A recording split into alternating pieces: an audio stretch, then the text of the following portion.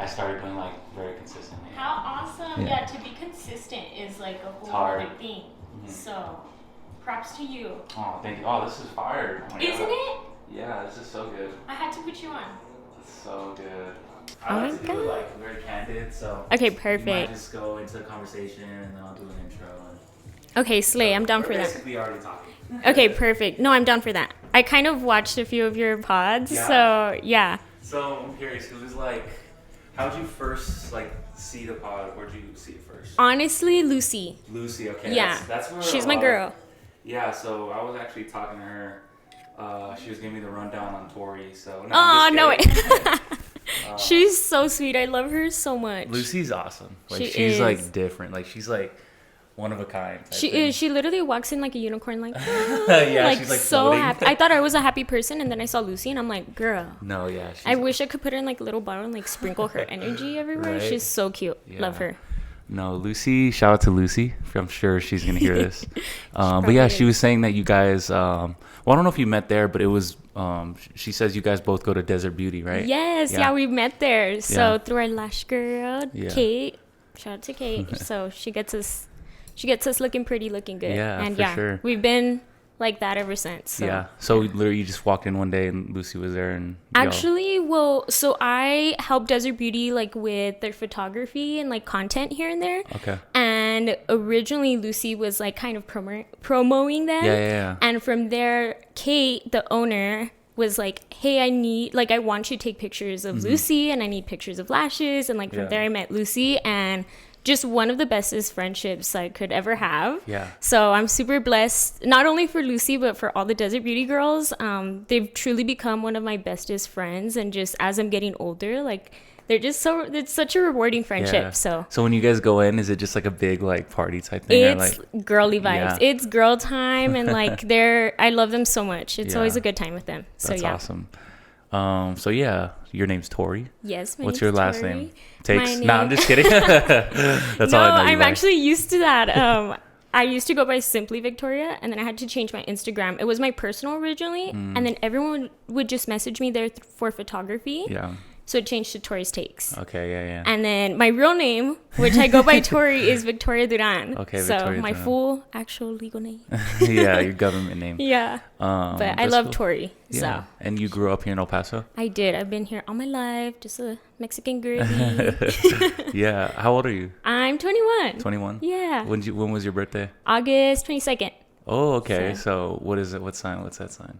What's your sign? Leo. Leo, okay. I'm like at the cusp of Leo. Ooh. And I'm definitely not a Virgo. For anyone who wants to say, I'm definitely not. Yeah.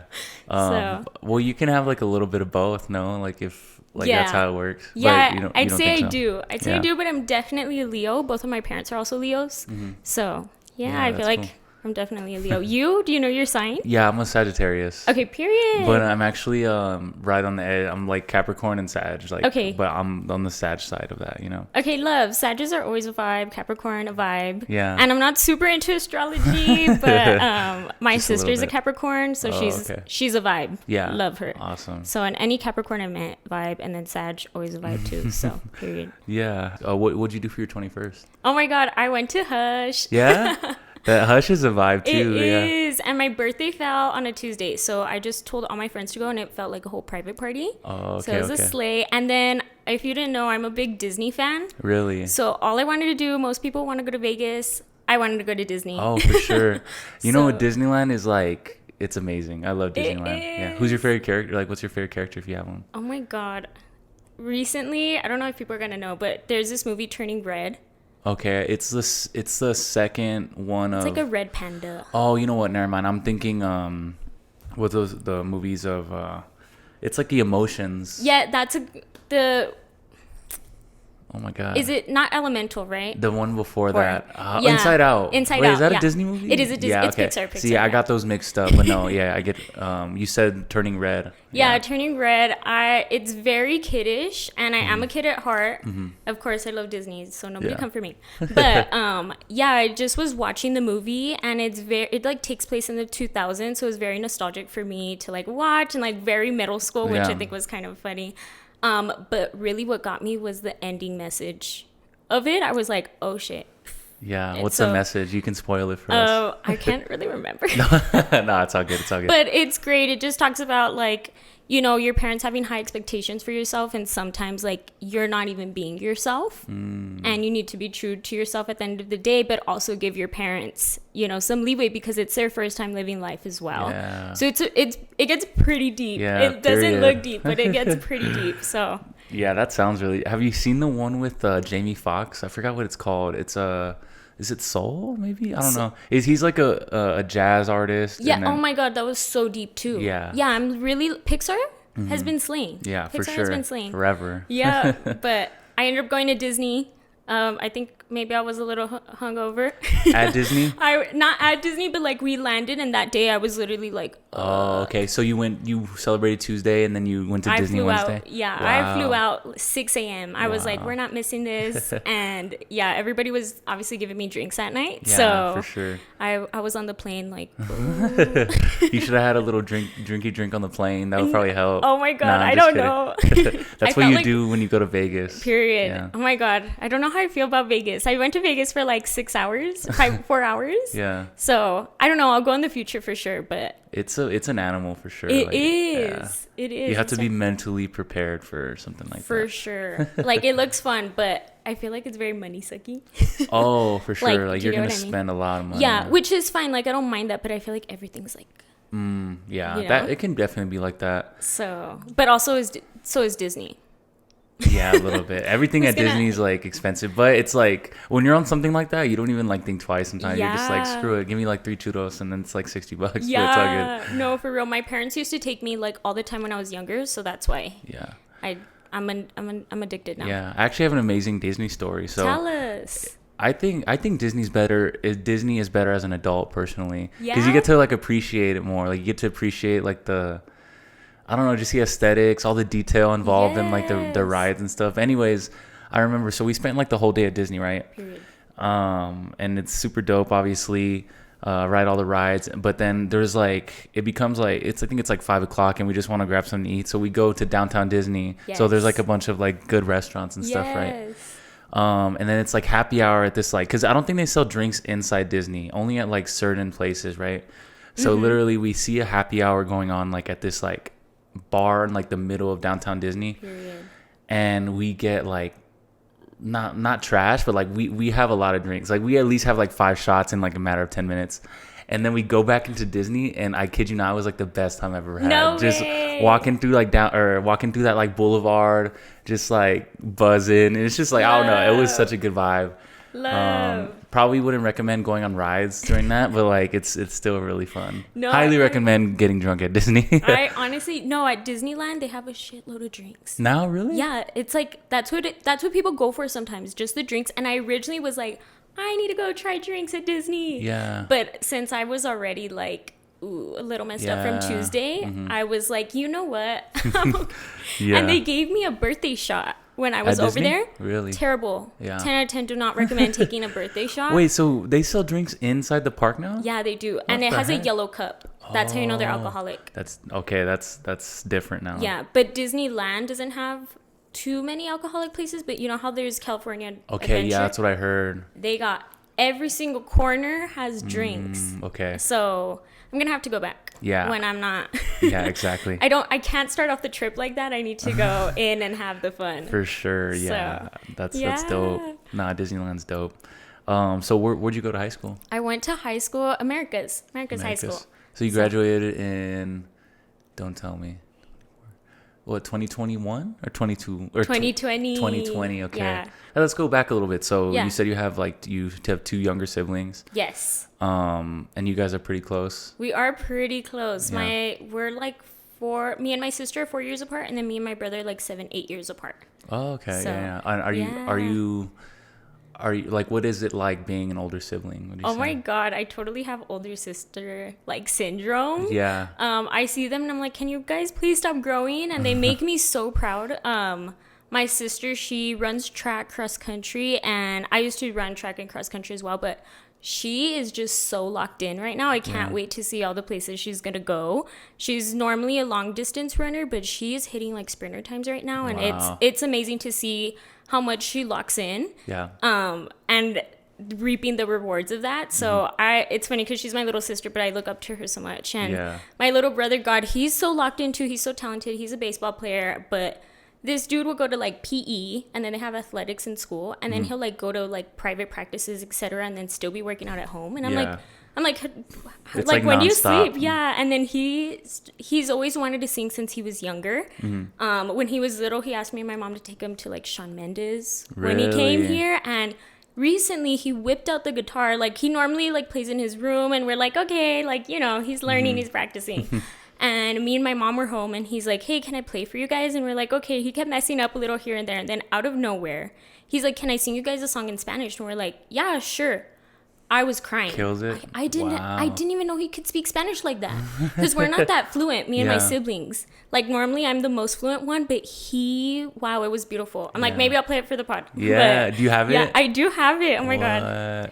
Low key, my dog is in the back though. Do I play it? Yeah. Okay. Let's put your brother on. I told him, I was like, I'm gonna have to can I professionally record you now? Because do a little like tiny desk at your house, you know? Yeah. Actually, hold on. Let me text my mom for it. I wish I had it. I'm the youngest, so it's Are you? Yeah. How does it feel to be the youngest? It's everybody says like you're the favorite as the youngest, but I don't think so. Not to say like my parents choose favorites. Well, I will say, let's just be honest, my mom's favorite is my older brother. Really? And honestly, I don't blame her. Like my older brother is dope. But it's I guess as a younger sibling, I'd say it's cool. I think you learn a lot from your older siblings. Like, I know I picked up on so much. I think I matured at a young age because I was just always around them and their friends. So, cool. It's cool. Like I was always really close. I was like, when my parents would go out of town, I was a little kid at their like high school parties, like when they went. So I saw some like pretty funny things, and like, I don't know, it's just, it was a cool experience. Very different in a way, but I think it's still dope. Middle child, I don't know how I would feel about that. The middle child. Ooh. Yeah.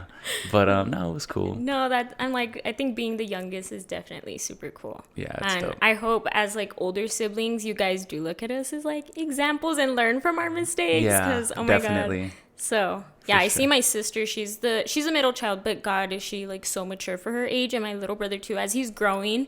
You know, I'm seeing him like being a little boy, and now he's like about to go into high school, and I'm like, wait, your voice is getting deeper, you're getting a mustache, what's going on? And like, you know, he's liking girls. And does he talk to you about girls and stuff? He doesn't, but he wanted a girlfriend at one point. And we were like whoa you know how old you are, calm down. Yeah.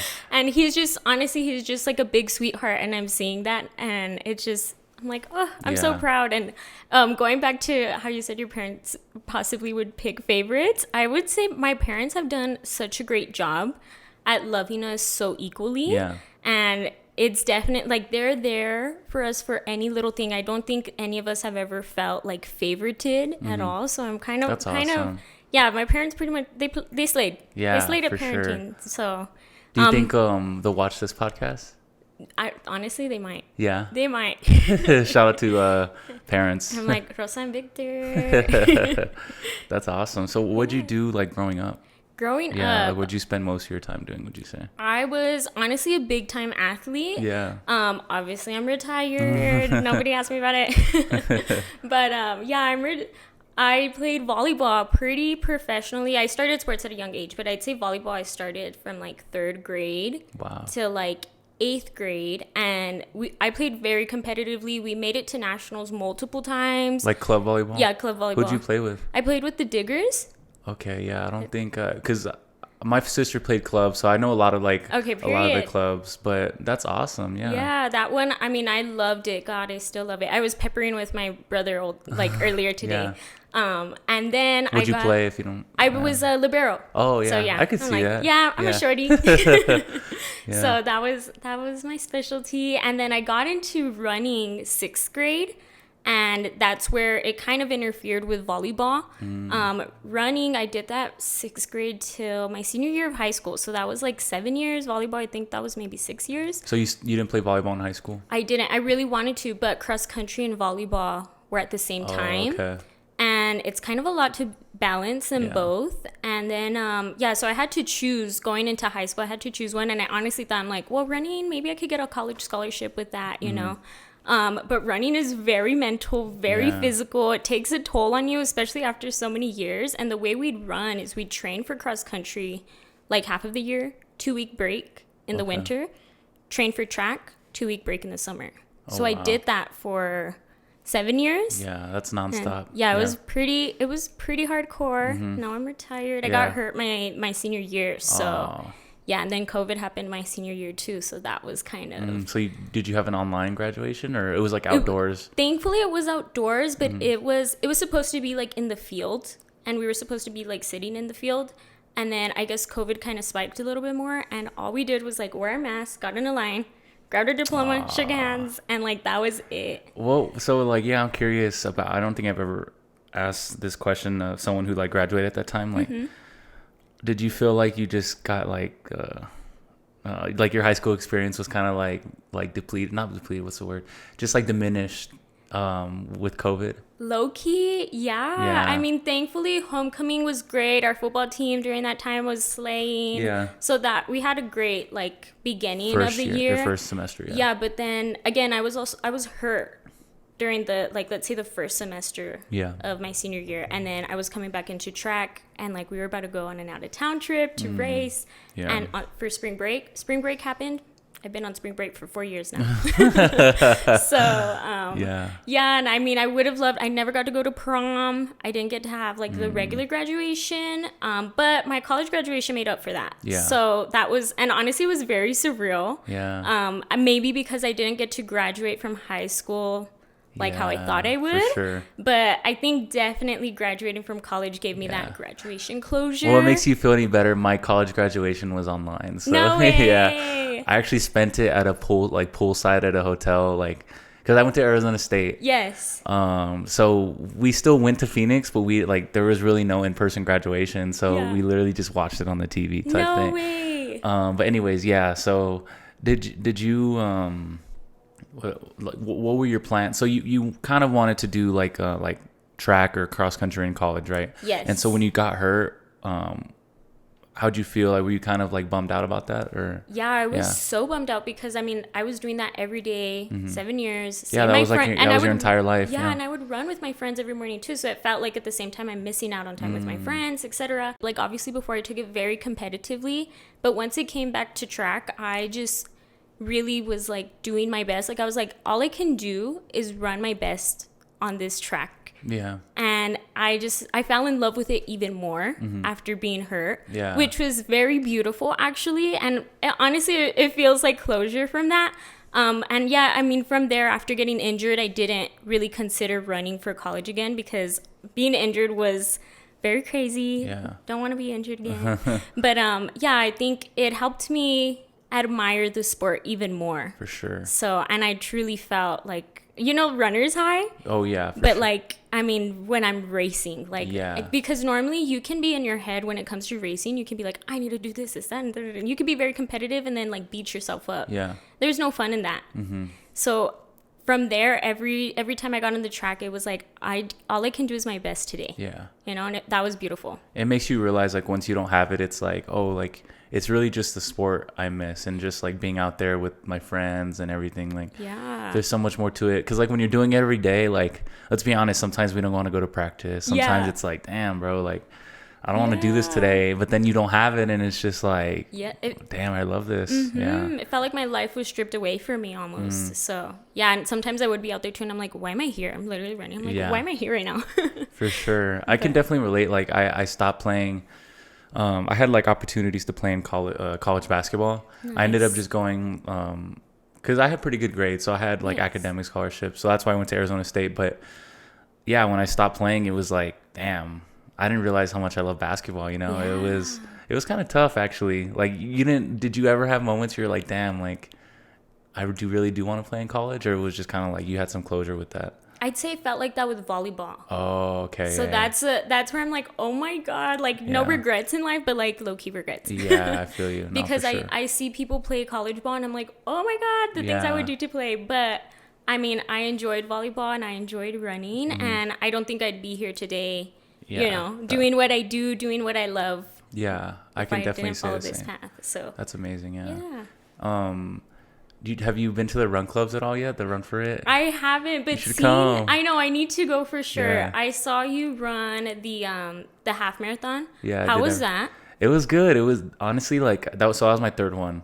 Nice. And I really you mentioned race days or just like the actual race. Yeah. It's different. Like you have so much adrenaline. Like you're there with other people. And it was such a good experience. And I beat the time that I wanted. So it was just overall, it was really good. Nice. Yeah, your pace was pretty slay. I saw you post it and I was like, that's really freaking good. Yeah, I was definitely trying for sure. No, so. I'm like, as you should. Yeah, seeing you and other people there, I saw a lot of people posting about the half marathon. And that was just really inspiring to me because, like I said, I'm retired. I have not really ran since then. And it really inspired me to possibly get back into it. Yeah, you should. And I'm going to go get an Apple Watch. Literally, I've been looking at it so I can get back into it. Got some hokas. I'm ready to step back in. I don't know if I'll do distance though, but the run clubs look really fun. For sure. That's probably the max distance I'll do. Yeah, 3 miles is a really good distance. It really is. Yeah, it really is a piece of cake. Maybe if you see me out there and I'm dying. Yeah, this Saturday. we're working back. Is it this Saturday? There's one. So it's really every Saturday or every weekend. Usually, so the one I go to, Run for It. It's I guess you can call the headquarters that they do it at. It's at Viejo. Okay. So I always do the Viejo coffee ones, but then they've been collaborating with a lot of businesses. So this week it's at Rally Point on the Northeast. Nice. Sorry, Craft Box. And then we actually did one at my family spot, Neep Collective. So that one was really fun as well. But yeah, they just go all around El Paso, and you get to meet so many people, and it's just it's a super dope experience for sure. It sounds super fun, super cool. I definitely need to make my way out there. Yeah. And I'm excited. If you see me out there, I'm going to be super happy. So, but sure. I feel like I need to do some training before getting in there. It'd probably be a good idea. Yeah. Even though there's all paces, but yeah, I would say if you haven't run in a while, probably. Yeah, no, for sure. Well, you mentioned Viejo Coffee. Yeah. And Viejo Coffee is actually, shout out to them. They were one of the very first people and companies or owners in El Paso who gave me one of my very first opportunities in photography and videography. Yeah. So I'm they have a near and dear space in my heart. Shout out to Viejo, man. Yeah. They're awesome. Well, yeah. So getting more into that, so when you knew you weren't gonna continue with sports, right, in high school, what were your plans at that time, when you were graduating? Actually, so I had been doing photography since I was 14. Okay. Oh, wow. So you were into it, yeah. Yeah, I was. And at 17 is when I graduated high school, and I normally did grad photos.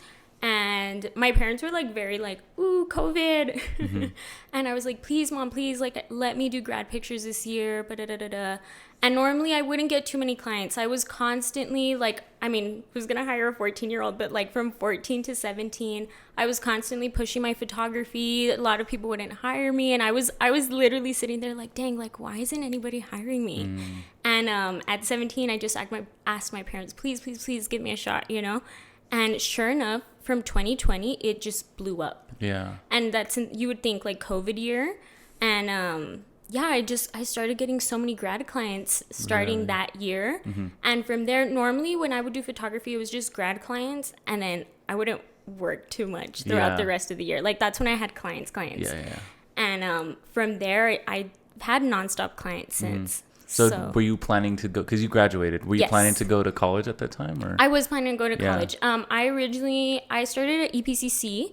I took it online, and I thought the best thing to do because I was stuck at home was just get ahead on college classes, college courses. So that summer, I was in my room doing college courses. And then I transferred from EPCC, I think after a year or two, once you need I don't know how many credits to transfer to UTEP.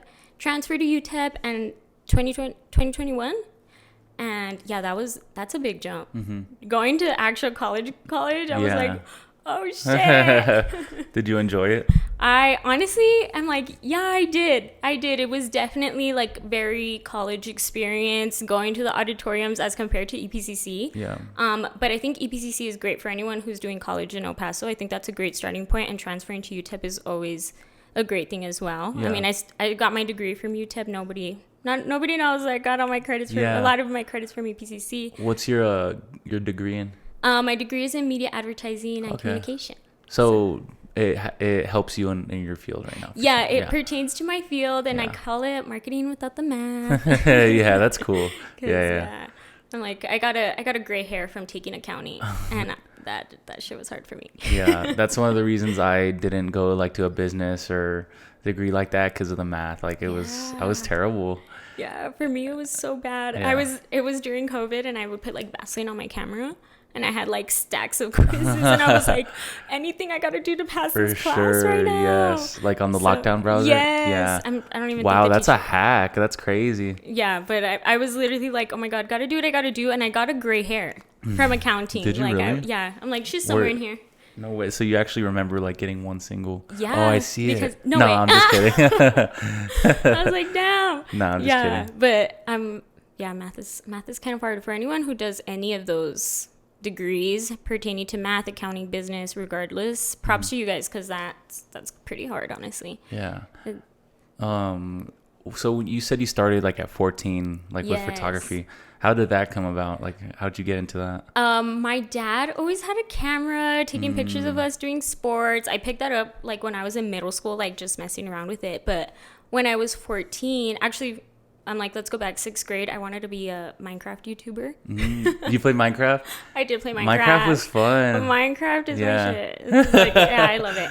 But I wanted to be a Minecraft YouTuber, and obviously me not understanding money, I was like, Dad, I need this camera, please. And he ended up getting it, and he ordered it, used it for himself. And Do you remember what camera it was? It was the Canon 70D. Okay. So at the time it was poppin'. Yeah. And then freshman year, I kind of took the camera, and I was like, hey, I'm going to start messing around with this. And from there, I would take my friends on shoots, practice with them. And then one of my very first clients were just some of my senior friends. And honestly, I kind of slayed. Yeah, I you kind of killed slayed, it. yeah. So you felt like you did you kind of have like a natural just like knack for photography, you think? I'd say, yeah. I think I've always had an eye for it, Yeah. thankfully. And it's crazy because I think like, oh, I was 14, like that can't be good. But I looked at my pictures the other day, and I was impressed with myself. Yeah. So I've been doing photography now since I was 14. I'm now 21, so 7 years. Wow, that's that's a good amount of time. It is. And like when you first started, like were you color grading and just doing everything, or was it just like the photo and just It was mainly the photo. Yeah. I was taking JPEGs. Yeah. And then I knew how to use Lightroom on my phone. So I would like edit them through there. But I mean, now I do the whole raw manual. Yeah. So shooting manual, I'm like, I love it so much now. Before I was like all automatic. Just messing with buttons and shit. Yeah. You got to start somewhere. Yeah, for sure. So, all right, yeah, you start like I guess like getting clients, a lot of graduation clients, right? So from there, what makes you kind of want to start branching off? Like, and you said one of your first clients was Viejo. So tell me how that came about, and just something you had to kind of like learn through that process to be able to like get your first client and stuff. You know? Yeah. So what ended up happening is I did photography, right? But I always admired like commercial ads and videos and just like those nice like slow-mo videos that also look satisfying. And I just had a vision for it. I didn't know how I was going to do it, but I just had a vision for it. And I ended up reaching out. It was 3 businesses. And one of them was Viejo Coffee. And I was like, hey, like, I want to make a branding video for you, yada, yada, yada, like for $50. And yeah, they ended up saying yes to me. Wow. And I did photos and videos for them, and it's on it. So if I go down all the way to the timeline, like I'd see your stuff. Yeah, it's still there. Yeah, there's a that's video. awesome. I can show it to you. But yeah, so shout out to Viejo Coffee for saying yes to me. Yeah. And from there, I mean, I was just being really creative with my video. I had also always done YouTube in high school, so I knew how to use video. You had a YouTube channel? I did have a YouTube channel. What'd you do on there? Like, did you do Minecraft? It was, unfortunately, no. But I'm like, for people who do that. I'm like, I understand. No, I didn't end up doing Minecraft, but I started it my freshman year of high school, and I loved fashion. I originally went to, like, I was in the Horizon area for elementary and middle school, and then I ended up going to America, so I didn't like really know anyone there. And I always loved fashion, and because I didn't know anyone, I would just show up to school dressed out and dripped out. And I loved it, and I just started making videos of like my outfits and my makeup, and I feel like I was kind of known for dressing extra. Like, everyone's like, girl, why are you coming to school in heels? And I'm like, just because. Yeah, why not? Yeah. And it started getting traction. And then, yeah, I ended up, I was literally like, I'd be in school editing. So what do you use for editing? Editing, I like Final Cut. Oh, okay, yeah. Same. So, okay, yeah, I like Final Cut. Premiere, I have used Premiere, but it just feels like a manual car. Yeah. And Final Cut feels like an automatic car, and I'm going to stick with automatic. That's a great way to put it. Wow, I've never heard someone put it like that. Really? Yeah. Yeah, I actually haven't tried Premiere just because from the start I did Final Cut, and like I picked it up super quick. So like, and you can essentially do all the same things. You really can. But yeah, that's so dope that you use Final Cut. Yeah, I love Final Cut. She's my girl. But yeah, and that kind of, my YouTube channel just kind of took off. I was also on Instagram as well. And I was so dedicated. Obviously, I had so much time at like, I don't know, in high school, you just have so much time. You don't realize it till you're older. But I would like post every day on Instagram. I was posting like once a week on my YouTube. Wow. And I ended up getting paid.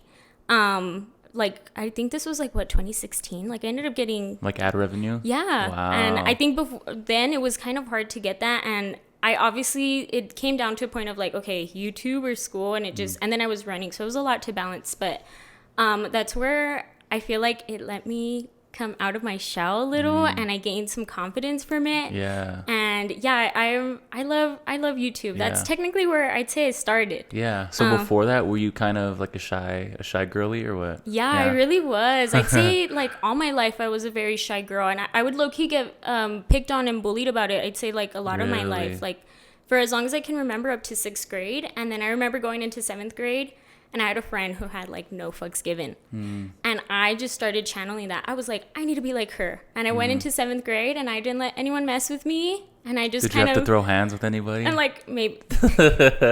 No. But just more so like standing up for myself and not letting people talk to me or disrespect me or talk down to me. And just not being shy. I had to be confident and trust myself. And it was kind of like a fake it till you make it kind of thing.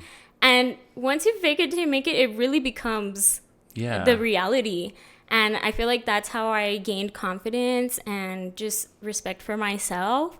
So, yeah. Yeah. Wow. I wouldn't have guessed that, like, just from your personality, you seem like very like bubbly and just outgoing. So like to say you're shy, like that's actually, that's crazy. Thank you. I feel like, I mean, unfortunately there are things that like have to get you out of your shell. Yeah. But I think YouTube was one of those things, especially going to like a brand new school with brand new people.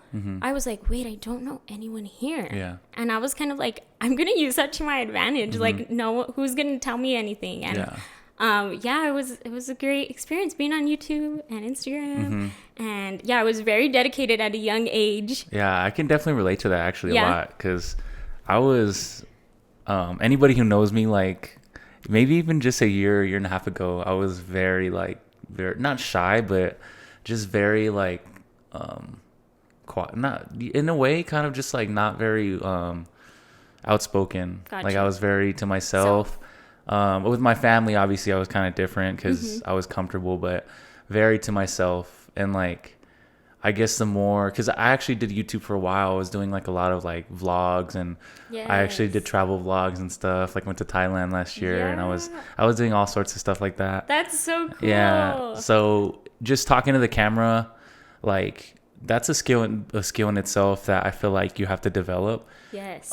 So how were you when you first started? Like when you first started like talking to the camera and everything? Oh my God, you can literally watch back on my YouTube videos. And yeah, I start off very shy, very nervous, very and even my voice is like this. And then you can just see the growth from the very beginning of my channel to like the recent videos, which are like super old. Yeah. But you can see how much I grew. And I was I originally wanted to delete all of them or like put them on private, but I watched them like maybe like a year ago or something, and I was like, oh my god, like that's little me. Yeah. Like it's so cool that I did that, because I can see how much I grew. Exactly. And like how much my confidence grew, and like even no one really made fun of me about my channel, but like, I mean, for anyone who even wanted to, like, at the end of the day, it's just like, wow, like I'm really proud of myself that I did that, and I can look back at myself. Yeah, it's an amazing thing just to be able to really like be vulnerable and put yourself out there, like hashtag vulnerable. No, I'm just kidding. The most vulnerable. Yeah. But yeah, it's a huge thing. Like I look back, literally one of my good friends was telling me this a couple days ago. He was like, dude, I went like on a binge of like some of your first YouTube videos up until like now. How cool. And like you literally like grew from a young boy to like a young man. It's insane. Yeah, like he just saw, even like I said, that's even such just a compliment. yeah, and I was just like, wow, like, and now I was like looking back, I don't watch all of them because sometimes I'm just like, no, like, I cringe yeah, at myself exactly. too. but yeah, he was just like, even from a year ago, he's like, dude, you've completely like, you're obviously the same person, but in a way you're not. Like you're just so much comfortable and like just so much more out of your shell. And it can definitely help a lot with that, you know. It definitely can. That's awesome that you started your YouTube channel. How you said you had it for a while? Yeah, so I started I would say 2020. Second video I've ever edited went on YouTube. It was like a kind of like a mental health vlog, actually. Like it was just me kind of talking about like my experiences and stuff. I don't know why I chose to like, I guess because at that time I was like, that's kind of what I had been like overcoming and stuff. Got you. So it was very important to me. So that's what was my first video. Started doing that, and then I got into like more vlogs. Just with, like, it was during COVID, so I would literally just vlog here at home, just really like have my family. Like it was super like just like really wholesome vlogs, and it was just me being dumb, and it transitioned into me going to Arizona State, like going back to school, because I would think I was like in my second year, and then started doing like the whole like why should you go to Arizona State, like college life vlogs. Yeah, did that, and then once I graduated, I wanted to travel to Asia, so I transitioned to the travel vlogs and then YouTube or podcast now. So it's been a whole process. Like it's so many different avenues I've gone through, but I feel like hopefully I can stay in this one for a lot longer. I can definitely see you staying in this one. But how cool is it to look back at like your life within the past 4 years? Everything from being super wholesome here at home to like trying to do the college lifestyle videos, which I feel like Arizona is kind of known for. Like I feel like a lot of people, like I see a lot of Arizona college content, and then to you post-graduating, exactly, and then like traveling. How cool. In Thailand, I actually really want to go to Bali, so that's that's like the perfect cool place for like anybody wanting to do content and everything. You should. Are you like is that something that you want to like do in the next like year or two? Honestly, I don't know when, but I know it's there waiting for me. Like it's like it's something that I'm like, oh, I'm going. Like I'm going for sure. And I actually I think, what was it, like 2020, I met some people in Florida.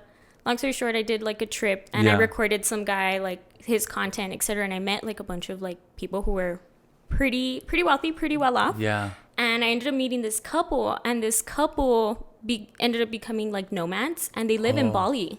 Okay. So I still follow them. I keep up with them. We went to Orlando, and then I also traveled with them, and we went to Cancun. And after that, they ended up packing up their bags, and they've been nomads since. The digital nomad lifestyle. They literally live in that digital nomad lifestyle. That's what I wanted to do for a while.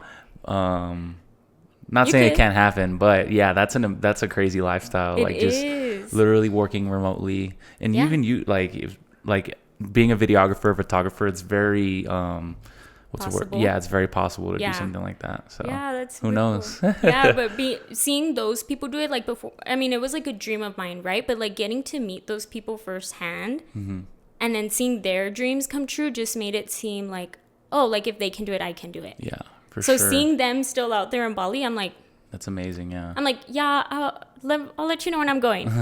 Type thing. We can catch up. Yeah, that's amazing. And so, is there any YouTubers that like you follow, like any filmmakers or videographers that you like to watch? As of currently, like videographers, I've kind of fell off of like the videographer YouTube, but I love these girls called Sam and Taylor. Watch Les. There's this girl Colleen Diaz. I watch a good few people. There's also I watch gym girlies, but I don't go to the gym. Or like just girls who like are on their shit and on the routine. I love to play that in the background, and it's just like motivational. But right now I'm definitely in my podcast era. Yeah. So that's awesome. and it makes me feel good. Like I can play it in the background of anything driving. So yeah. It's very, for me, it's like, because I've been listening to podcasts for a while now.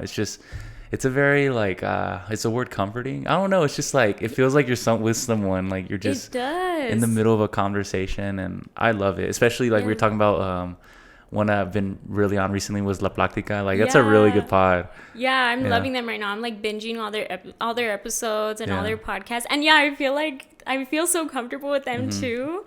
And it's cool because the more you like listen to the podcast, the more you get to know them, and then it's like the closer you feel to them. Yeah, exactly. Yeah, but I love them. They crack me up. Yeah, for sure. Yeah. And so you started off with Viejo, and then you started like branching off, and take me through kind of like your journey of that. Like, how did you kind of start gaining more clients? And I mean, even right now, your schedule is like insane. Like I was seeing like you're booked for like the whole month of March. I am. Like we were trying to make this happen for, I would say like 3 weeks, maybe 3 or 4 weeks. Yeah. Like a span of. Yeah. And so take me through like just like your entire, basically your lifestyle right now, you know? Oh my God. It just started off with the grad shoots, and then as I went into college and I just started branching out, asking people if I can make content for them. And then I started off doing a lot of free and very cheap work. Yeah. And just to get myself out there. And then before I knew it, when it came down to the grads, I'd say that's what I get super busy with, which I'm super blessed and thankful to be like booked out. And it's barely the beginning of March. Hello. And now everybody hits me up for their grad pics. And like before I used to sit down and be like, why isn't anyone booking me? Like I know I have the potential, or like I know someone and they went with someone else, and that was fine. But I was literally like, I mean, I was young. I was like, oh my God, like why isn't anyone booking me? And I mean, just with time and putting yourself out there and putting in the work, I mean, I've been so thankful and blessed that people see my work and my worth. And now a lot of people they come to me, they message me wanting photos and videos of my work, and it's such a blessing, and I try to squeeze them in even if I can. And right now it is my busy season, so I get busy with grads like I mentioned. And it gets pretty crazy right now. I'm booking for April. That's almost full, which is insane to say. And that's amazing, because that's like you start off and it's just like, damn, like how do I really you're just trying to get more clients, but you got into a point where you have like that basically that portfolio, and like your Instagram's like really like just there's just a thought behind it, and you do such a good job, like even just posting content. And I even noticed like you do a lot of like influencer stuff too, like here in the city. So I think that's so dope. Is there like a specific type of content or specific like what's the word?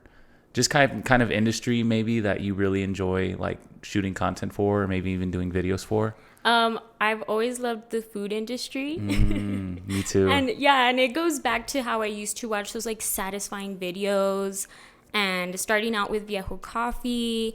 And I recently was doing some work for Birria Culiacan and Mariscos Culiacan. I did some TikTok work for them. So just to give you guys a little background, I do too much. I'm a girl of all trades, but I do photo, video, social media management, content creation. Wow. So I need to slow it down a little bit. So I was doing some TikTok work for Birria and Mariscos Culiacan, and I ended up getting a video for them, like 800 million views. And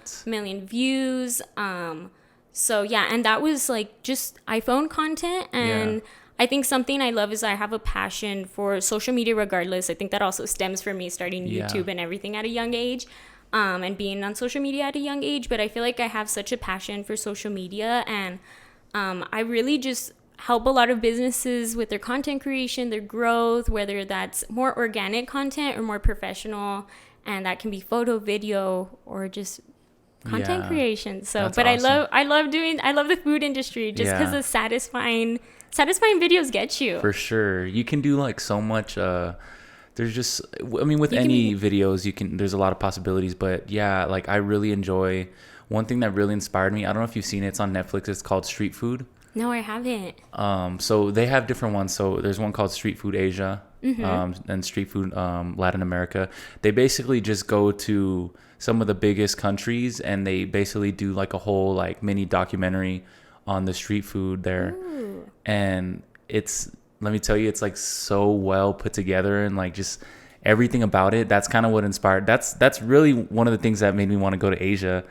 But yeah, I've gotten so much inspiration from that, especially whenever I do food content, because we have at the food truck park, we do a lot of content for the food truck, so it's super dope just to be able to like do that type of content also. Yeah, I saw you doing some of your content the other day. Like I obviously knew you had the podcast, but then I saw you like out there with your camera and I was like, oh shit, like he's for real, like videographer out here. So yeah, it's like, it's funny because I think like mainly people know me for the podcast, but before this, like honestly, I've had a lot of experience like just doing videography. Like I've done a lot of things like locally. The thing is, I haven't gone like full-fledged into like full time into it. Mainly because I don't know, maybe it's just as me, but I don't know, I guess just for myself, I get a little like not burnt out, but if I'm editing all the time, it can be very like just like, not that I don't love it, but I just don't want to overdo it sometimes because I'm constantly editing the pod. I want to edit my own content for Instagram. And then if I'm editing like other content for just like freelance work, it can just be a lot. So I'm still kind of battling whether like I really want to do that like full time. Because I love it, but at the same time, it's just like it can be a lot. It can be a lot. And I love that you said that because that's something I personally experience a lot. And I think you're doing great. I think you're doing a perfect balance. Maybe you don't have to take it full time. I think you're doing great at doing what satisfies you. And then what also like satisfies you as like a videographer as well. And you're doing your own personal content. So I feel like you have a pretty good balance. But I can understand you wanting to go for it full time. Because I mean, it's fun. It's fun, but the burnout can be insane. People don't understand sometimes how much goes into editing or just editing one video sometimes. And I personally feel like, of course, I started out with my personal content. And now if you look on my page, it's not so much personal content because, well, thankfully I'm doing content for other people. And I think I do get to a stage I'm like, maybe I am still in burnout. I have no idea. But I feel like, I think I constantly go in and out of like stages of burnout. And it's really because, I mean, I love what I do and I have fun doing it. And I love making everyone and my clients happy. But I'm really trying my best now to prioritize myself and my mental and physical health. And that's why, too, I'm trying to limit my availability in a sense to where I can also make sure I'm taking care of myself, but also prioritizing other things that I need, like family time, friend time, you know, because I can be a workaholic. I've definitely fallen victim to, like, have you seen those videos on, like, Instagram or TikTok, like, you need to go 100 every day? Yeah, for sure. I've totally fallen victim to that, and I can totally be a workaholic to where I'm going out and I'm supposed to be having fun with, like, my friends, family. And then in the back of my mind, I'm like, oh my God, like, I should be working. I should be doing this, that. And I'm really trying to, in a sense, like, make time for myself. Because if you don't, you can literally be nonstop, like, especially with the editing. Like, even though necessarily I don't, like, have something due, like, I can be editing something all the time, you know? And it's, like, it's really nonstop. You can be editing a photo, like, you can be getting another client, like, responding to another client. It's just, like, you literally have to put like some restriction on that because it could be a lot for sure. It can. I low-key feel like I've been editing since I was 14. I haven't been nonstop, and it's crazy that how you say that. Like, you could be done with something, but you really can continuously be editing. And that's another thing too. When it comes to the grad sessions, I mean, that's something, again, I get very busy with, but my boyfriend, I would shoot from Fridays, Saturdays, Sundays, right? And then I was still going to school like during the week and then editing during the week. And my boyfriend was like, hey, like Sundays are like rest time, family time. Like, you need to make time for yourself. And I'm glad he's kept me in check. And now I've kind of limited the days that I do shoots on, and then try and schedule days where I'm working from home or I'm doing homework or I'm studying, etc. So Shout out to him for keeping me in check, but also definitely trying my best to learn how to prioritize myself more and take care of myself more. For sure. That's big. What would you say is like just kind of when you look back on just like your life and just things you've had to overcome, what do you feel like is kind of the most difficult thing you've had to overcome, and what did you kind of learn from that, and how did it shape you to who you are today? Oh my God. Yeah. Like, I have to think a little. I mean, even I would say right now, I mean, if I'm being honest, I feel like my mental and physical health is not at its best. And I feel like right now I'm currently in a state of like overcoming, like I feel like I'm currently in a turning point where, like I mentioned, I'm learning to prioritize myself and learning to still take care of myself. If I'm being honest, I know this is about mental health, but it's not the greatest right now. As of September, I feel like I've declined a little bit, and I'm learning how to pick myself up. And I don't know, maybe that'll be, I need to go exercise, I need to go outside, I need to go do something. But I feel like right now I'm currently in a turning point. Like I mentioned, just learning how to prioritize myself. Let's cut back on the work. Let's not be so much of a workaholic. Let's, take time to just self-care and actually wind down, relax. Let's take a break from the work. Let's take a break from the computer. Yeah. So I totally feel that for sure. Yeah. It's like, because it can be like you said, it can just be nonstop. And sometimes you're so busy, like you don't even realize it until like it all hits you at once. And you're just like, damn, like I really haven't been taking care of myself like I should, Yeah. And, I can totally relate. Like, I don't, like you mentioned wind down. I don't wind down. Like, I'm all the way wound up until I go to sleep, and it's bad. But I think the fact that you're aware of it is just like, that's the first step, you're aware of it, and that, like there's certain things that you do have to do. And, I mean, I think it happens to a lot of people. Yeah. But I think it's good that seems like you have people around you that kind of help you do that, Yeah, they definitely do check in on me. I'm noticing when I start to go a little downhill a bit, and they're there to lift me up. Thank God for my family, my boyfriend, my friends. But yeah. You said you were kind of like, because you were shy, like people kind of like picked on you because of that, Yeah. Do you think that affected you? I think that affected me a lot. I felt like, me being picked on I was just a kid. God, and it felt like such a norm for me, and the worst part is it was even like my closest friends that were the ones who were like picking on me, bringing me down, saying mean comments. And that was a big turning point in my life personally, because I just went from being a shy girl and letting things happening to me, letting myself be disrespected, taken advantage of, to me flipping the switch of fake it till you make it, and standing up for myself, being more confident. And that's kind of become the Tori today. Yeah. Without that happening, I wouldn't be here today.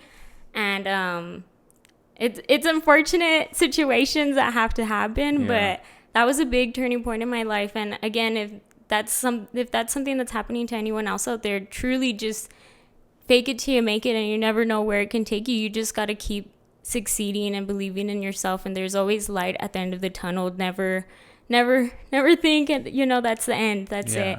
I think thankfully, like I think everybody experiences getting picked on, right? Yeah. I think one thing that I kind of dealt with is like I was always so quiet. Like even when things would affect me, I wouldn't say anything, and it was just because it's not that I didn't want to. It was just like, sometimes it's just not in your personality. I think honestly, a lot of it comes from like, I just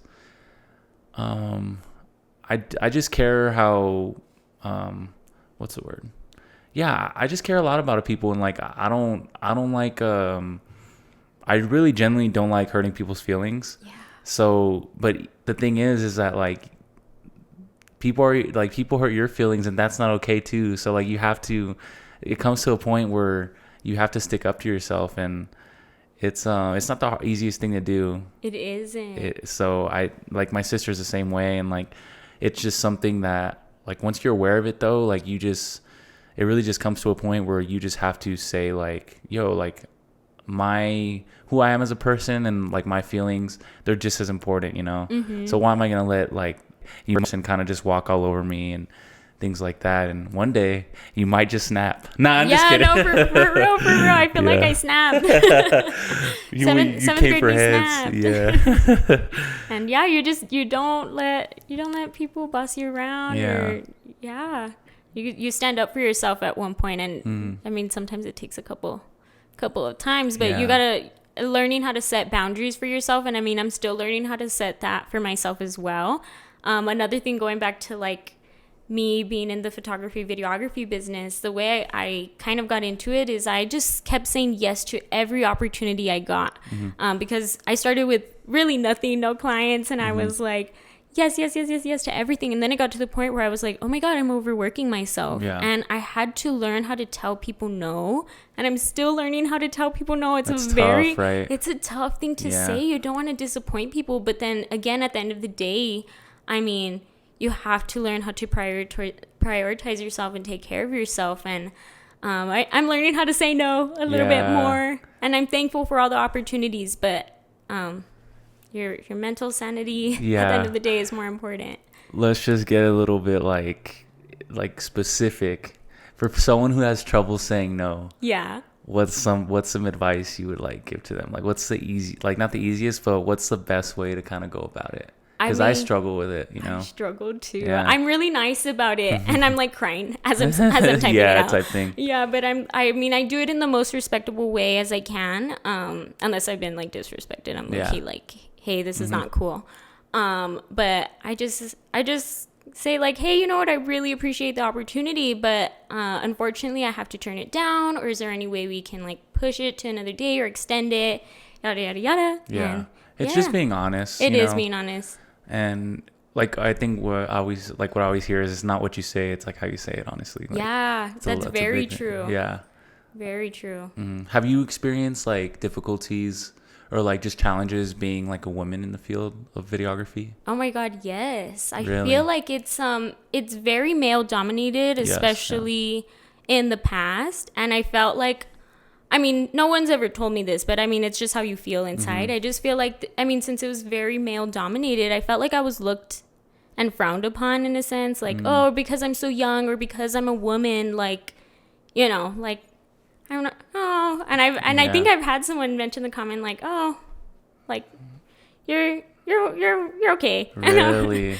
And, or like almost like they didn't believe in me. And yeah, I mean, I just kept working, and that, I mean, it stings, you know, because I really poured my heart into everything that I do. And it's kind of rewarding being booked and busy is so rewarding, just because I never thought I'd be here. And I mean, even 14-year-old me dreamed of being a photographer, and I literally was like, I don't know if that's gonna work out. Like, how am I gonna sustain or like provide for myself? And thankfully, you know, I just kept pushing and I just kept going despite, you know, any comments or anything I was feeling. And I mean, now I'm here and I'm super thankful and I'm super blessed. That's and amazing. I love what I do. I really am. I'm super passionate about it. So I can definitely tell for sure. Thank you. So you've had run-ins and instances where people have literally like, not like maybe in a way disrespected you, but like, just didn't believe in you or didn't see your wasn't confident in your abilities, you know? Didn't see my potential, you know? And that can be hurtful. At the same time, it can be very motivating too if you use it in the right way. More in a way of, it's like, all right, I guess I have to show you then. Like, it's not, and it's not personal ever, but it's like, you know, like, all right, like, I can do this. So like, I'm going to make it known. Type thing. Yeah. And I feel like I didn't feel like that in the moment. I was definitely like down. I was like down. But I just kept going, and I just kept pouring my heart into it all and learning and practicing. And that's amazing. How about like the influencing opportunities? Because I see you do stuff for Mateos. And so I had Mateos when it was first in Las Cruces. My brother and his wife Joanne, they own Neep Collective, the food truck park. But they used to do a lot of like travel content. Ooh. That's one of the reasons I wanted to go to Asia also, is because they were out there. They actually spent like a month or two in Bali. They were doing the whole nomad thing. Anyways, when they came back, they did like a lot of El Paso content.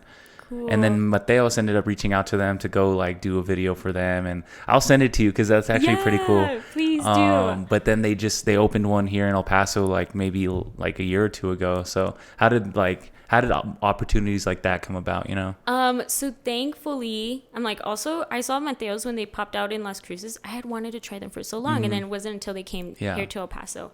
Thankfully, I was doing, like, I had always done like videos for myself. Yeah. But it was actually Chelitos who reached out to me. What is They're Chelitos? downtown, another Mexican restaurant. Okay.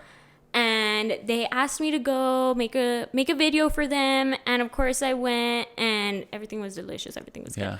And that video ended up like popping out, like insanely. And Mateos, thankfully, they saw it and they kept messaging me. And this was a point where I was graduating, so I was kind of like locked in. I was a little busy, and they kept messaging me. And they're like, Tori, can you make a video for us, please? Was it the Chaleos one? Was it like a vlog style? Or yeah, like how was it? It was like a date. Like it was like I took my boyfriend, and I was like come with us to like on a lunch date, and it like popped out. Yeah, I was like not expecting that. I don't think Chelitos expected that either. And at this point, I was already making videos on TikTok for Birria and Mariscos Culiacan. Okay, yeah. So I already was like very familiar with making food content, but this was like my face was on it, and I had always done a little bit of influencer content in a sense before, but that popped out, and Mateos was like, Tori, please make a video for us. And it got to the point where they were messaging my boyfriend. They were like, can you please get Tori to make a video for us? And he was like, babe, like you need to make a video for them. And sure enough, I went, and oh my God, I love them. Yeah. There's like, they do not disappoint. Like, never. Like, I mean, there's a lot of restaurants here in El Paso, but like they truly do not disappoint. And they seem like such humble, gracious people. They put so much passion into their restaurant, and the fact that everything's made fresh every day. Yeah. And then I've noticed that they play Christian music. Like, because I'm really there. Yeah, they play Christian. You would think they'd play Mexican music. Like, they play Christian music. Yeah. And I'm so thankful that they've given me the opportunity to represent them and make videos for them. And I'm a fan of them at the end of the day. I was there just recently, like, just for myself. Yeah. And that shit was good. Yeah, that's amazing. Yeah. Yeah. So shout out to Mateos. So what's your go-to order if you're going to go? Oh, my God. Now, my go-to order, for sure, you got to get an agua fresca. Yeah. They have a monthly agua, and so they change it out every month, and you for sure have to get that if it's your first time going for the month. You have to get that. Right now it's a fresas con crema agua. So good. And I recently tried their Mateos bowl, and it was so delicious. Just think like a chipotle bowl, but like Mateos. Yeah. And it was so good. And normally I go to Mateos, and I mean, their food is so bomb, but I leave like stuff. Like I gotta like unbutton the pants a little, you know. And this just was like the perfect chef's kiss. Like I was like full but not too full, and like I finished everything. I didn't have to throw anything away. And like, I mean, I love taking food home too. Like if there's extras, like I'll save it for another day for sure. But I think that's my now go-to order, the Mateos bowl. But I'm a sucker for some flautas, some tacos. Yeah. I also tried their torta recently. God, that's what I tried. It was so good. It's so good. Yeah, nothing disappoints. Like if none of you guys have been to Mateos, 10 out of 10 recommend. Like you're missing out. Yes, for sure. Is there a brand that you'd like love to work with? Oh my God. Right now I'm obsessed with, I told you I'm obsessed with sparkling water. Yes. These are so good. I'm like, this is a far reach, but I'm literally I'm taking these everywhere to all my friends. So Clear American, if you want to work with me. Yes. These are badass, honestly. They are so good. I love these. Yeah. And I'm recently loving Poppy. Like that's a big like reach out there. But I mean, I'm also loving Onset right now. I ordered some of their workout clothes, and I was like, let's see what it's about. Also to support Les and just support local regardless. And I mean, everything's so cute, but wow, like the quality is amazing. And I mean, that's something I'd love to work with too. I posted me, I got almost everything. Yeah, that's amazing. But if we're reaching out, Clear American, I would love to work with you. I'm sharing it with everyone. For sure. Where do you like to work at? Because where? Yeah, as like just an editor, videographer, like is there a specific place that you work? Oh my God, I don't work anywhere. I work from home in my bed. Okay, yeah. My bed. But I need to get out of that. I saw I saw that you like to go to coffee shops. I go to a lot of coffee shops, yeah, for sure. There's one, my favorite one is Viable. Have you ever been there? Yes, I actually worked at Viable a few real? times before. And God, it's like such a great environment. I love it, yeah. I literally went to my boyfriend. I was like, I felt like I could get so much done in there. Yeah, like, seriously. for sure. I saw you at Downtown Spaces too, though. Yes, Yeah. I used to be at Downtown Spaces. I'm currently working on a big project, so I'm not there as much anymore. This project's actually taking a lot of my time at the moment, so you'll probably see me back at Downtown Spaces soon. Yeah. I used to work at Downtown Spaces all the time, especially in between like being at UTEB. Yeah. Being at UTEB all day, God, I need a break. Yeah. I loved working at Downtown Spaces. It was just my getaway, and I love Downtown Spaces too because not only did they have like co-working spaces, but they also had like a photography studio as well. So that was the studio that I take a lot of my clients to. And yeah, shout out to Downtown Spaces. They're another place that I said, you know, they gave me an opportunity and I said yes. Yeah. And David and Katie are the owners. They're very inspirational. I look up to them so much, and I'm very gracious and thankful for them. Just giving me the opportunity to just not only work there, but, you know, promo them and represent them. Yeah. And yeah, so Downtown Spaces is definitely the place. If you guys haven't been, it's a co-working space. They've got different spaces for you to hang out in, do your work, study, etc. So you can get away from home, be productive, or if you just need another space to be productive in. And then they've got a lot of creative outlets. They also have a podcast room, and then they also have a photography studio. So Downtown Spaces is definitely like the one-stop shop in a sense. Yeah. You know, for creative minds and people who are creatives here locally in El Paso. Yeah. I love that. That's amazing. Yeah. I definitely need to check that out. Yeah, for you sure. totally should. You Yeah. can reach out to them. For sure, I will. I'll send you. I'll get this clipped and then I'll send it to them. No, like. yeah, I'm like we can drop it on Insta. Yeah, for sure. Because you For just sure. did an amazing job on that. Thank you. On that advertisement, for sure. Thank you. That's awesome. Is there anywhere that like do you want to live in El Paso, like for the like, not your entire life, but do you see yourself living here for a while? Oh my God. So if you asked me this in high school, I'd originally say like, heck nah, I'm leaving. I'm getting out of here. But the older I get, and because I stayed here for college, I see my siblings growing up. I see my family. I've got little cousins, and God, I love being with my family. I love being close to them. So I do see myself living here. But I have always seen myself in another part of Texas, like for a while, let's say Austin, San Antonio, Dallas, and another one would be Orlando. Why? Because maybe I can live there for 2 years and be a resident and go to Disney every day. Yeah, exactly. Just get a yearly pass and co-work at Disney. I'm sure they have some spaces. I've always told my family that I'm like, I'm gonna go live in Orlando for 2 years just so I can be so I can have residency. Yeah. So if you see me out there, I'm having fun. Do you like Disneyland or Disney World? Oh my God, I'm personally a Disney World girl at heart. Really? Okay. And it's because my parents they would take me since I was like maybe 3 years old. I was so young, and they would take me maybe like once a year. Like if we were lucky, like once a year. And so I've just always known Disney World. And as we've gotten older, we've gone to Disneyland. My first recent solo trip without my family was for my 21st birthday to Disneyland. And I really like Disneyland now that I'm older because you can get it done in 2 days. Exactly. It's so nice. But at heart, I mean, Disney World just feels magical and it feels nostalgic to me.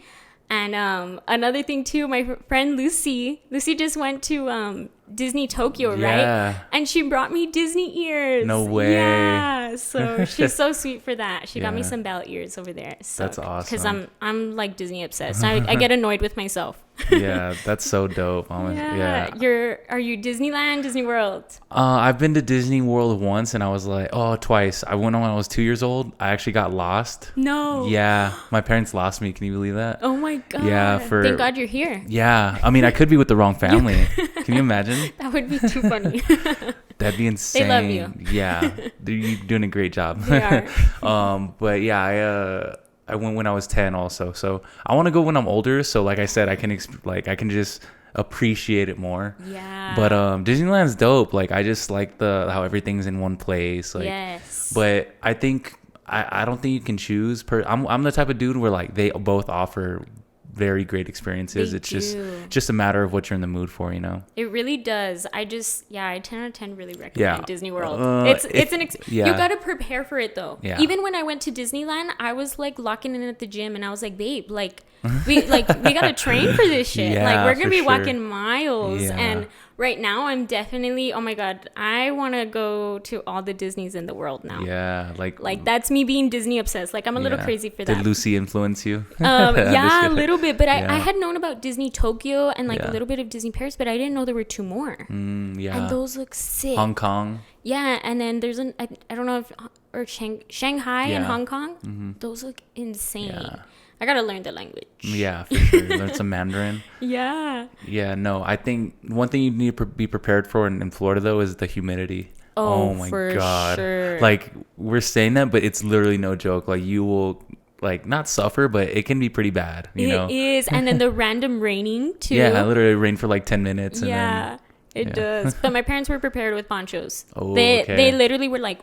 Yeah, it's a whole thing. Like there's like a playbook you need to have like before you go. There is. You know? My parents go hardcore at Disney. They literally would have us up at like 5, 6 a.m. and then they would stay there till like 12 a.m. Yeah, you do everything. You know? Yeah, and they would do that as parents. I'm like, I couldn't even do that at Disneyland if I wanted to. Like, I don't know what's going on. I don't know how they did that, but they were great parents for taking me to Disney, and now they've created a Disney monster. Shouts to them. Yeah. So if someone, I like asking this question actually. If someone were to visit you here in El Paso, what's take me on a day with them? Like, what do you, from start to finish? Like, what's your day with them? What are you gonna show them? As the El Paso experience. Ooh, well, of course, we're going to wake up and I'm going to take you to Salt and Honey. Ooh, I've never been there. You haven't? It's crazy because I feel like I've been to a lot of places. I haven't been to Salt and Honey, though. It is insane. They don't disappoint either. Like, it is too good. Salt and Honey has been my personal go-to, and all us Desert Beauty girls go there. So, really? Yeah, that's our spot. And everything is so good. God. So we would go to Salt and Honey. We'd explore downtown. We'd go to San Jacinto. We would take the trolley. I think that's what it's called, right? Yeah. I did do that once when it like first opened. I think it might have been 2020. Yeah, I've never done that. And you should. It's so fun. And then I would probably I'd call the Pie Sisters. I don't know if you know who the Pie Sisters are. I do. Yeah. They perform at my spot. Yeah. Do you know them? I do know them. I love them. Yeah. How do you know them? I actually interviewed them for. That's right. Yeah.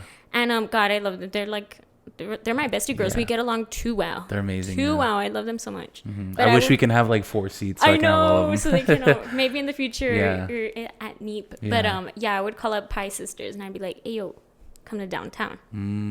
And I'd have them perform for them. Okay. And then I'd take them around UTEP for sure as a photographer who shoots at UTEP very often, and just get some photos of them. Get some photos of them and just show them. I think UTEP truly is very beautiful. It is, yeah. We'd go to God, what is it called? It's where they had a run there. It's right by UTEP. Viejo? No, not Viejo. Oh, we would have to go to Viejo. Duh, we need a pick me up. But there's another one, right? No, but the Mount. What is it? Oh, Scenic. Scenic. Yeah, for sure. Actually, we would stop for some coffee, a little pick me up at Viejo because it's right there. Yeah. Go to Scenic, and then of course, for lunch. God, I mean, you can't go. You have to go to Chico's. You have you have to go to Chico's. It's not the same, but I mean, honestly, you don't have to. Like, I'm honest. Are you a big fan of Chico's? I'm not. I mean, if you go back a few years ago, if it was the same. Yeah, I heard it changed. I heard that cheese is like bullshit now. Yeah, you know? It just does not hit, and you still get the stomach ache. But I think I'd have to take him to Chico's for lunch. At least just get a single, just so you can try it. You know. And like, say you've been to Chico's, you know, do a little picture. Yeah. And then from there, I'd take him to the West Side. And we'd probably go to the Franklin Mountains, hopefully get a little sunset vibe, sunset moment. And then we'd end our day at Mateo's. Ooh, okay. I'd love that, end the day at Mateo's for sure. Where would you go out to if it was like you wanted to get a little litty, you know? Oh my God. I mean, I've been to Hush Hush personally. I know Later Later is like the vibe, the place. So if we want to... Have you been to Later? I haven't. No? I need to go. I know their anniversary is like... Is it this weekend? It's actually Lost and Found. Oh, Lost and Found. Yeah. Wait, Later's was a few months. Yeah. Yeah. True. But yeah, I think Later's a different animal. It's so much fun. But yeah, you need to be not prepared, but definitely there's gonna be a line. Like if you want to get wild. Oh, for sure. If you want to get wild, you want to go to Later. Yeah. But like so we'd go to Mateo's, maybe like rest a little. Yeah. And then we'd start at Hush, keep it kind of classy, keep it kind of chill. And then we'd wait in line at Later and then go to Later. Yeah. Oh, and then, maybe if there was like a Chihuahuas game. Maybe, yes. but I mean, low key, I'd be going and I'd just be eating. Oh, for sure. Yeah, I don't even know what happens during the game. I need my glasses. I'm like, I can't see nothing. For sure. Chihuahuas is such a vibe, though. It is. It definitely is. I mean, I feel like that's like an El Paso thing staple to do. Yeah, for sure. Oh my God. And then we'd have to call up some mariachis too. Yeah. For sure. Dang, I'd love this. Yeah, you're really going the full-fledged like El Paso experience. I gotta give you the whole rundown. That's so dope. I think how about a locomotives game? Have you been to one of those? I haven't. No, Have you been? Me neither. No. I heard some good things though. Yeah. I mean, I see there's a lot of videographers and photographers that I follow who cover locomotives. Yeah. So I've seen it through them, but I personally haven't been. But I honestly don't know when they play or what. They actually they're going to start their season this week, actually. Okay. Yeah. I'm like, do you need a marketing girl for your social media? Locomotive, I'm right here. Right. Do you know Saud? Yeah, I don't know him, but I know of him. I okay. follow him. Yeah. Sick work. He literally got started like an internship there. Like he's doing a lot of their content. Yeah. How exciting. Yeah. That's props to him. I honestly, I'm a big fan of his work. Like doesn't disappoint. So good. Yeah. I feel like I honestly like look up to his work too. Yeah. I'll introduce you guys. You guys, I love meeting like everybody from the community, but he's one of my really good friends. He's awesome. He seems really down to earth. And I've met Jess before through Lucy. So yeah, she's a vibe. She's super cute. Jess is so dope also. Yeah, she is. So many amazing people here in El Paso. Yeah, honestly. there really are. So Yeah. many people, just regardless our age and the industry, I think I love seeing them on Instagram and just being themselves, being creative. So there's a lot of amazing people here. Yeah. In El Paso. And I noticed you do your own like mini podcast. Yes, I do. Like, is that would you call it that? Like, I'd say yeah. So okay. it was actually I put a pause on that just because I got into my graduating semester and then that was low key insane. And then grad season for grad photos. And then I started on this project in the new year. So hopefully if I end up having some time, we'll bring that back a little. Yeah. But that was actually a collab with What's Your Hustle. Yeah. And What's Your Hustle actually reached out to me. God, I can't remember the year, but I worked with them for over a year. They're a brand based out in LA. And they reached out to me. They're like, hey, we need some photos. And I was like, cool, thanks for reaching out to me. And at the time I was also working with UTEP football. So What's Your Hustle is very like, what's your hustle? Yeah. So I was like, hey, let's see if we can get some like football players to do some sick stuff. And yeah, I did some photo shoots for them. That's how it started out. And I do some people from El Paso. And then some photo shoots of just some well-known people here in El Paso and athletes. And then from there, I was like editing some TikToks from them. And then they wanted to do like kind of like, those TikToks where they're like interviewing people. Yeah. And they were like, Tori, like you can, like, we want you to do this in El Paso, but like put whatever you feel like doing, like your own twist. And I was like, well, how cool would it be to like interview locals here who are also like business owners, etc. And yeah, that was super fun, super rewarding, just getting to meet so many local business owners and people and creatives here in El Paso and just learn about their story and people who I followed on Instagram personally. Like just getting to know them on a deeper level and behind their business and why they started and what's their why. And yeah, truly inspirational. And I got to meet a lot of women. I realized I interviewed a lot of women, not purposely, but there's a lot of women in business in El Paso. And I think that's awesome to see, especially as a woman in business. Yeah. And just someone who started out, like I mentioned, just feeling like I was in a very male dominated industry, and now I see so many women photographers too, and they inspire me so much. So I'm always like sliding up. I'm like, oh, love your work, and like all the emojis and reacting. But yeah, that was super cool. And that was a brand, and they're in California. Yeah, and they reached out to me in El Paso, and a lot of things that I did for them really really popped out and a lot of people liked. So I think it's amazing. That's so awesome. Do you want to do that? Like, do you plan on doing that again sometime? Or? I would love to. If I end up having more time, I totally would love to. Just with this new big project. Yeah. I can't wait till the announcement, honestly. Yeah, thank you. Yeah. I don't even know what she's talking about, by the way. Maybe we'll tell him after this. Hopefully. I think I saw the one you did on campus. That one was really funny. And then I think you had the Pie Sisters, right? Yes. On that one. And then the Serial Killers, right? Serial Killers, okay, yeah. That one was so dope. That one was cool. And I also interviewed Chuco Chingona. She's the owner of Chuco Relic. Oh, okay. Yeah, I know exactly who that is. Super cool. Yeah. I interviewed a lot. And then also the owners of Downtown Spaces, which, so if you guys don't know about them, I know we mentioned Downtown Spaces on here, but if you want to know a little bit more about them, just scroll down a little. Yeah, for sure. Yeah. That's awesome. And Elia Esparza too. Oh my God. Do you know who Elia Esparza is? She's a local singer from El Paso. Really? And her boyfriend plays for some really well-known country singer. Unfortunately, I don't know him, but they ended up moving to Nashville. Oh, wow. And now she's popping out over there. So I got to catch her in the midst of her, like, in Nashville, but she would come to El Paso here and there. What? So I'm like, if she's ever in El Paso, you should totally bring her on the podcast. She's a super cool person. Yeah. She's, like, so influencer and just continuously herself. Let me know. I'll get her IG and stuff. So I had some people send in some questions. Oh my God, how exciting. Yeah, so we have a few questions. I'm just gonna change the battery. You know how it goes. Yes, I do know how it goes. Go ahead. Are we doing good on time? Is this long? So we're actually already an hour and 24 minutes in. Okay. Isn't that crazy? Yeah, that is crazy. Oh yeah, so you said you had a video of your... I'm gonna share it with the pod. I'm so proud of my brother.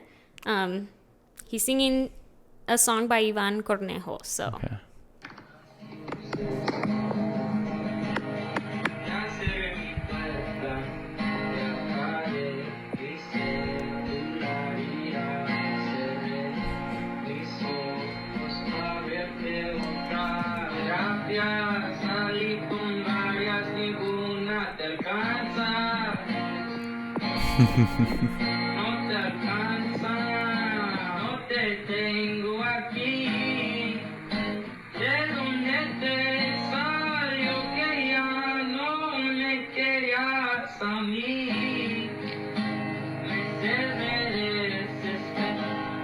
Wow. I'll stop it there. It was a little longer, but that's insane. He killed it. Yeah, I did. And he was playing guitar too the whole time? Yeah. What? Because he was playing for us and he was like messing up and we're like, it's okay, you're fine, you know? And he's like, can I just play this last one for you guys in Spanish? And we're like, yeah, sure. What the was that? That's insane. Yeah. So that was the first time you're like, whoa, you're really good. Yeah. Yeah. So dang, we need to get him some exposure now. We do. Jeez. No, I told him, I'm like, can I professionally record you and if I kind of helped you with social media, would you be for real about it? Because I told him, I was like, you're so talented. I didn't know you were storing that in your room, sir. Yeah. So I don't know. I really want to help him push that out there because I didn't know how talented he was. Yeah. He's sitting underneath the roof this whole time. Yeah. So that's insane. We'll see. That's so good. What's his name? Aaron. Shout out to Aaron. That's awesome. Yeah. He's probably gonna be like, why did you share that? But that's I'm one proud thing of him. I wish I could sing and play guitar. That's that's an amazing talent. Right? Yeah. But it's because I'm proud of you, Aaron. Love you. Older sister things. For real. I know. I'm feeling it. All right. So here's just a few questions that we have. Okay, cool. This one is from Lucy Calderon. Okay, love. Shouts to Lucy. Advice you would give to yourself 5 years ago. Wow. That's pretty deep. Mm-hmm. I tell myself to truly just keep doing what you're doing and live in the moment. Appreciate your friends, appreciate everyone who's around you. I feel like I was a very present child, but truly, God, just keep doing what you're doing, girl. I didn't think I'd be here, and now I'm sitting here, which is crazy to think about. So, and don't let boys break your heart. Period. Period. But that's. I love that. I would say, I think just definitely. Obviously, work really hard at what you want to do, but also don't forget that the most important thing is just like family and just how you treat others and the impact you leave on like other people. Because I think we can get caught up in like, it's really important like what we do in this life and just our profession and like what we want to do. But at the end of the day, it's like, it's how you treat people and how people like how you make people feel at the end of the day. So I would say just keep that in mind and really just be patient. Like that's the main thing. Like don't stress too much on things that you feel like may not be going your way. I really just think that just continue to just really stay with pure intentions and just keep going, you know. I totally I'm like going back, I totally agree with you. I feel like I knew family was there, but now I appreciate them even more now, and maybe at a younger age I didn't notice that.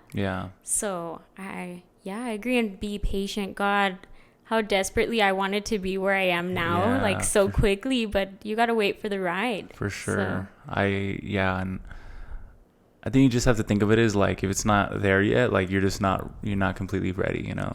Just keep putting in the work. Exactly. Great question, Lucy.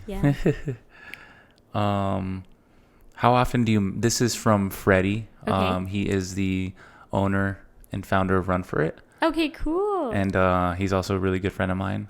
How often do you manifest? Wow. Too often. Is there such thing? No, I really I do a lot of affirmations in a little journal. This is something for people out there, but at night, and sometimes I'll go back to it, sometimes I forget about it, but I hold a little journal to my heart, and I just, once I feel my pure intention there, I write my affirmations in that journal, and I will repeat them over and over, whatever it feels like I need. If I feel like I need more mental clarity, I remember in the beginning of manifesting, I was like, money, and holy crap, that low-key became true, which was insane because I was a broke girly. I mean, I'll write in that journal whatever I feel like I need, whatever affirmations I feel like I need, and then I read them, I close my eyes, and I repeat them. And now I flip to that journal, and it's like all the affirmations I need are in there. And I'll go reflect back to it. And once the weather's nice, I go do that outside. Wow. So, okay.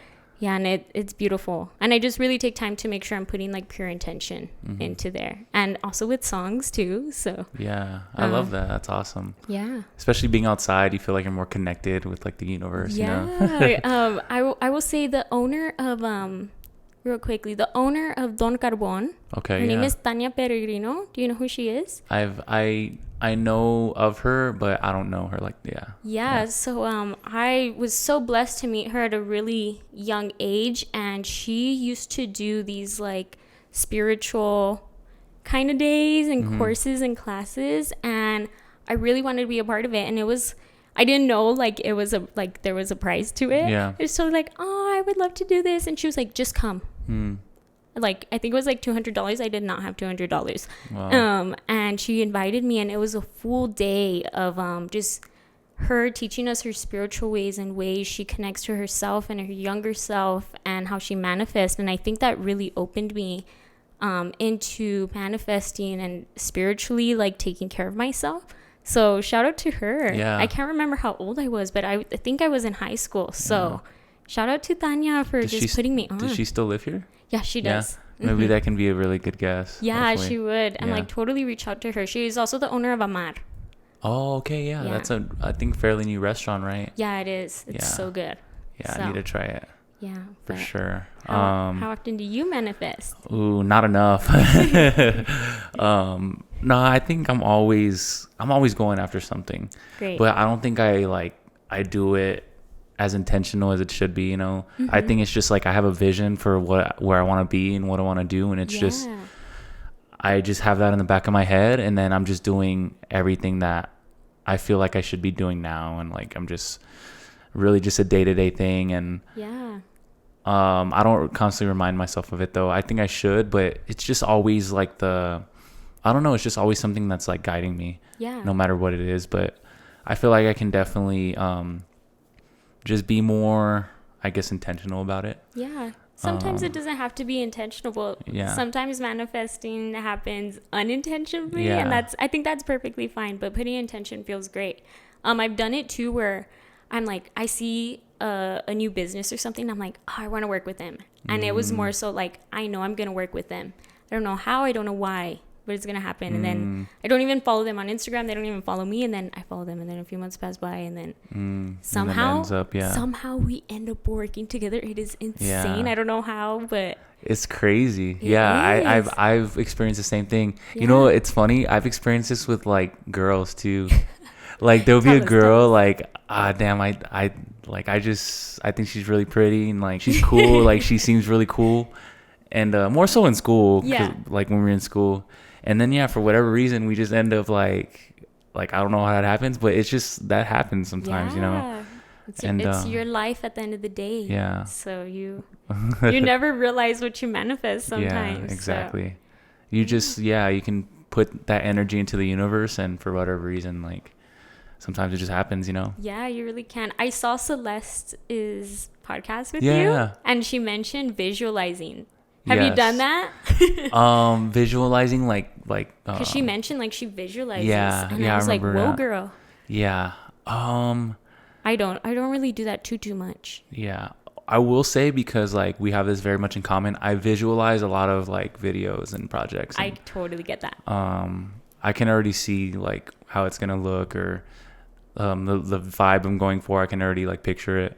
With that, for sure. I'm trying to think, like, definitely, like, she was saying more so, like, for her goals, like, if she sees herself in a house, like, she's literally visualizing herself. Yeah, that's so true. I think that's very powerful. That is. I'm trying to think. Not too much. I don't, but I should, you know. No, well, I don't do that too much either, but I put intention, and then I also visualize, I manifest through outfits. Is that a girly thing? Especially with this new era or new project that I'm working on. I literally I'm so excited for it, because I truly feel like I've manifested being here, and it's something new and exciting that I can't wait to announce. But it is, God, it's so affirming being where I'm at and what I'm doing with it, because I wanted to do it for a really long time, and it's just such perfect timing. And seeing the amount of work that I'm putting into it, I've never seen myself apply myself like this in my life before. So I feel like sometimes even manifesting is putting in the work into things unintentionally. For sure. So I'm manifesting with this project. So hopefully it all goes good. Heck yeah, it will. It will. We're manifesting. Yes, I love that. What was the time your faith was being tested, and how did you respond? Oh, that's a deep one. Yeah. God, can you think? Oh, okay. I can go first on this one.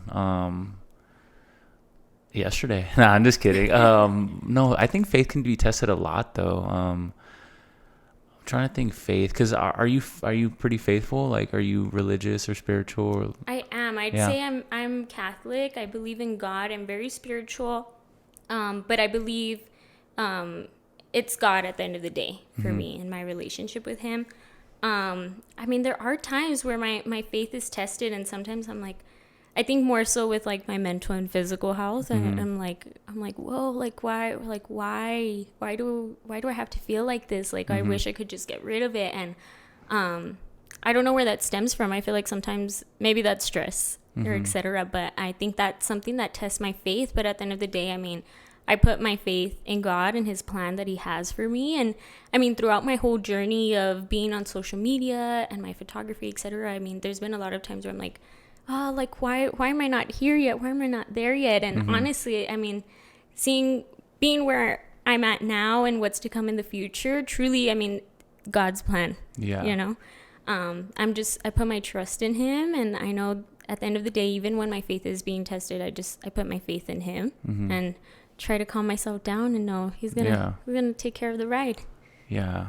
I can definitely relate to that. And I think I'm still, not that I don't believe in God, but I'm still kind of like, I'm learning, because I grew up Catholic as well, but I took a step away from it for a while. Like, I didn't go to church like that, and I wanted just to like understand it more, as opposed to like, just, if I've always lived it, so I'm just gonna believe in it. But like, I didn't like the idea of that, so I kind of just wanted to like relearn everything and just understand why like I would want to like have a relationship with God and stuff, you know. Yeah, which I respect. And I can relate to that in like the mental health thing. Like I think that's the biggest time I think like if faith has been tested. And it's really just in times of you wonder why like you have to be feeling like this. But you get I guess I got to a point where I stopped asking why. Like first of all, it doesn't help the situation at all. Second, it's just like there's a reason, and even if you don't know that reason, like you're gonna figure it out. And so I guess times where my faith was tested in that, it's really just I had to look at all that I had around me as opposed to just kind of being worried about so much how I feel. Like you kind of just turn that outwards. Yeah. And there's other people feeling like that too, And sometimes like you can be so focused on what you're feeling. Like if you just kind of turn it around and just kind of worry about what other people might be going through or just kind of helping other people. Sometimes that I've had that like really help a lot too. Yeah. And really just knowing at the end of the day, just knowing that you're going to get past it. Like you're not going to feel like that forever, That's one thing I always have to keep in mind is like, I might feel like this for the next week, 2 weeks, but I could feel better tomorrow, like it can go either way. So, but that's one thing, you're not going to feel that forever, So, yeah. So actually that last question, sorry, was from, I didn't shout him out. That was from Warhawk. One of my good friends from Top View, actually. Oh, so, nice. Yeah. I be seeing them on Insta. Yeah, for sure. This is from DJ Drop Dead. Okay, I saw his podcast. Did you watch it? I haven't finished it. Yeah. I've watched it. I've been listening to it as I'm doing things. Amazing story. Yeah, truly. Mm-hmm. Anyways, Jonathan said, "What challenges you had to overcome being a woman versus women woman versus a man as a photographer? Woman versus a man. Yeah. I think I might have touched on this a little too, but just because it's a male-dominated industry, and that can be intimidating. Yeah. I mean, I know I said maybe there were a few people who had felt like they didn't believe in me or see my potential, but it also was hard, like believing in myself when it's such a male-dominated industry, and just continuously, imposter syndrome too. Just continuously showing up for myself and pushing myself, and just always trying to be the best for my clients as well. But yeah, I'd say it can be intimidating, but we just keep pushing, keep putting in the work. You never know where it can get you. Yeah, amazing. Yeah. Do you have any questions? I do. Okay. Who inspires you? Ooh, who inspires me? Actually, it's really hard to think of that. I've always been a really big LeBron James fan. Period. So he's one of like the people I've always like just followed, and of course. Just everything he does, like he gets a lot of hate, by the way. Anyways, just on the court he's amazing, but just everything off the court he does, like first of all, like he doesn't have to do all that, but like he's just done so much for the community, and I don't know, that's one person I really like look up to. I would say a lot is people in my family, like my closest, like even my sister, even though like we're pretty close in age and like I see her all the time, she's a single mom, and so she kind of like she motivates me a lot to kind of really just like, she has so many things on her plate, and it can be a lot, and just seeing her like firsthand go through that type of stuff, like I mean I've seen it, so just her being able to like kind of make that work and raise like an amazing, like my nephew's like the greatest kid ever, so just seeing that, I think I just grab inspiration from so many different places. For sure. And even my friends, just like people, especially in this, like people that we know, probably mutual, like just all the local businesses, and just seeing everybody like kind of do their thing. I think it's amazing. That's what I kind of gain inspiration from. It is, from all around, little bits and pieces. And props to your sister too, because that's not easy, and she's doing the thing. She is. Period. What about you? Mine, truly, at the end of the day, it's my dad. He came from, not the most privileged childhood, I'd say, and he ended up going to college, pushing through, and he's given me the very privileged life that I have. And I realized that, say somewhere around like being a teenager, and I don't know if that's what pushed me to strive for my goals and hopefully provide for my family in the future, in a sense. And maybe that's like older sibling syndrome, but my dad, I'm very blessed and thankful that he's given me the privileged life I have, and I wouldn't be here without him. So he's someone I look up to every day, and he's constantly pushing me, motivating me, and just believes in me a lot. So my mom too, but I'm her twin. She be holding it down, but like my dad, I really look up to, and I'm super grateful and thankful. That's amazing. Do you ever get inspired by like you yourself in the future, like kind of thinking about who you can be, or like the type of person? That's crazy. That's other level shit. Yeah, like thinking of your higher self or your future self. That can be very inspiring, especially in times when I'm feeling down or having big time imposter syndrome. I like to think about that, and I actually like to listen to music when I'm like feeling down like that, and like think of my higher self. There's this song, it's by Billie Eilish. It's called My Future. I honestly kind of manifest to that song sometimes, and she's really talking about like who she's gonna be in the future, and it hits pretty deep. I need to listen to it. Music can be so powerful. It really can. And Ariana Grande too, Successful. Ooh, okay. And like the girly songs, but like I mean, there's songs that I will listen to like manifest to my future and higher self and feel like everything's okay. At the end of the day. That's awesome. So, you're like a very on routine, balanced person. What makes you say that? Nah, I'm just kidding. I'm like, it's obvious. And from the podcast too. I would say like, how do you balance your work and like personal life? Or like, how did you get to, or do you feel like you have a balance?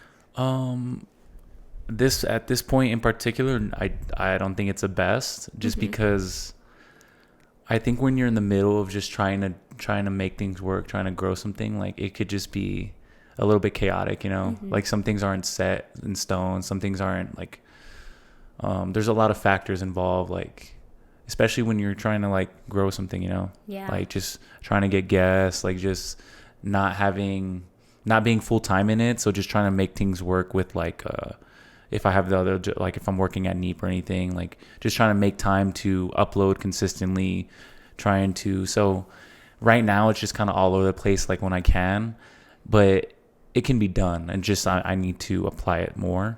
Cool. But I would say like when I'm at the top of my game, which I have been before, it's really just a lot of it's just it comes down to obviously the when it gets into specific, I can say like, okay, writing stuff down, like meal prepping, like just doing things like that to set yourself up. But I think in the grand scheme of things, it comes down to momentum. Like you need to be able to do those things like a few days or even week straight, so that you can just build that momentum. Because once you have momentum, it's really hard to like stop you in a way. I think I've hit points where like I guess I can say right now where I'm like I go hard, but like there's still a little bit of resistance, and it's like it's not the easiest thing. Like I have some days where like it's just not the easiest. But have you ever had a moment where it's like maybe a month, maybe it can be even longer, where you just feel like, damn, I'm killing it right now. Like I just feel so focused. I would say that was January for me. Like it was just so locked in. And then like February was a little bit like sporadic a little bit, and I'm kind of still working through that, but I'd say the biggest thing is just momentum, you know, building that. Because I see you, obviously I like, this is my first time meeting you, and I've just recently started following you, etc. So like seeing you on Insta and like now seeing your podcast, I'm literally like, damn, like this dude's got his shit together. Like it's really inspiring. And even you saying like it's not really balanced right now, I think, because I was looking at you and I was like, damn, like that's inspiring. Like I wish I could be like that. But I guess it's the reality of things, right? Like sometimes we just fall off, and there's days where we're on it and days where we're not, and that's totally fine at the end of the day too. It's literally life. And again, as long as you're working just a little bit every day towards your goals, you're good. And I've definitely had experience where I'm like on my shit, and God, it feels amazing, but I'm definitely a roller coaster, and I think that's okay. You got to ride the wave sometimes. For sure. So, yeah. I love that. That was a really good question. Oh, okay. Hold on. We kind of answered this one. I was going to say, do you have a favorite podcast? Ooh, okay. Other than La Plática? Right now I'm heavy into La Plática. I listen to so many. I think the first one that got me into it was Joe Rogan. That was like in 2019. And I started, like, he has a lot of people that they have their own podcasts. Okay, nice. So other ones, I would say there's one called The Pivot, which it's with like a lot of ex NFL athletes. They have a lot of like really that one I like because they get very like #vulnerable on there, you know. They talk about like some really really just deep stuff, and those are the type of podcasts I like to listen to. And I'm trying to think of another one, but yeah, I would say right now La Plática is big. And yeah, I mean, I don't listen to my pod too much. I just, when it releases, I'll listen to it just to make sure like everything's good. But I don't think I've listened to one back. Maybe I'll go back to some of the episodes and see. Yeah. It's because I don't like hearing myself sometimes. No, So. I totally get it. That's Yeah. how I am too. I'm like literally won't hear myself unless it's just me by myself in my room, or like if I'm editing. But even if I'm editing, sometimes I'm like, ooh. Yeah. I'm like, for girl, sure. I can't stand myself. I do have another question. Yeah. Is there like a habit that you have that you like to share? Like a good habit? A good habit. That kind of sets you. I would say,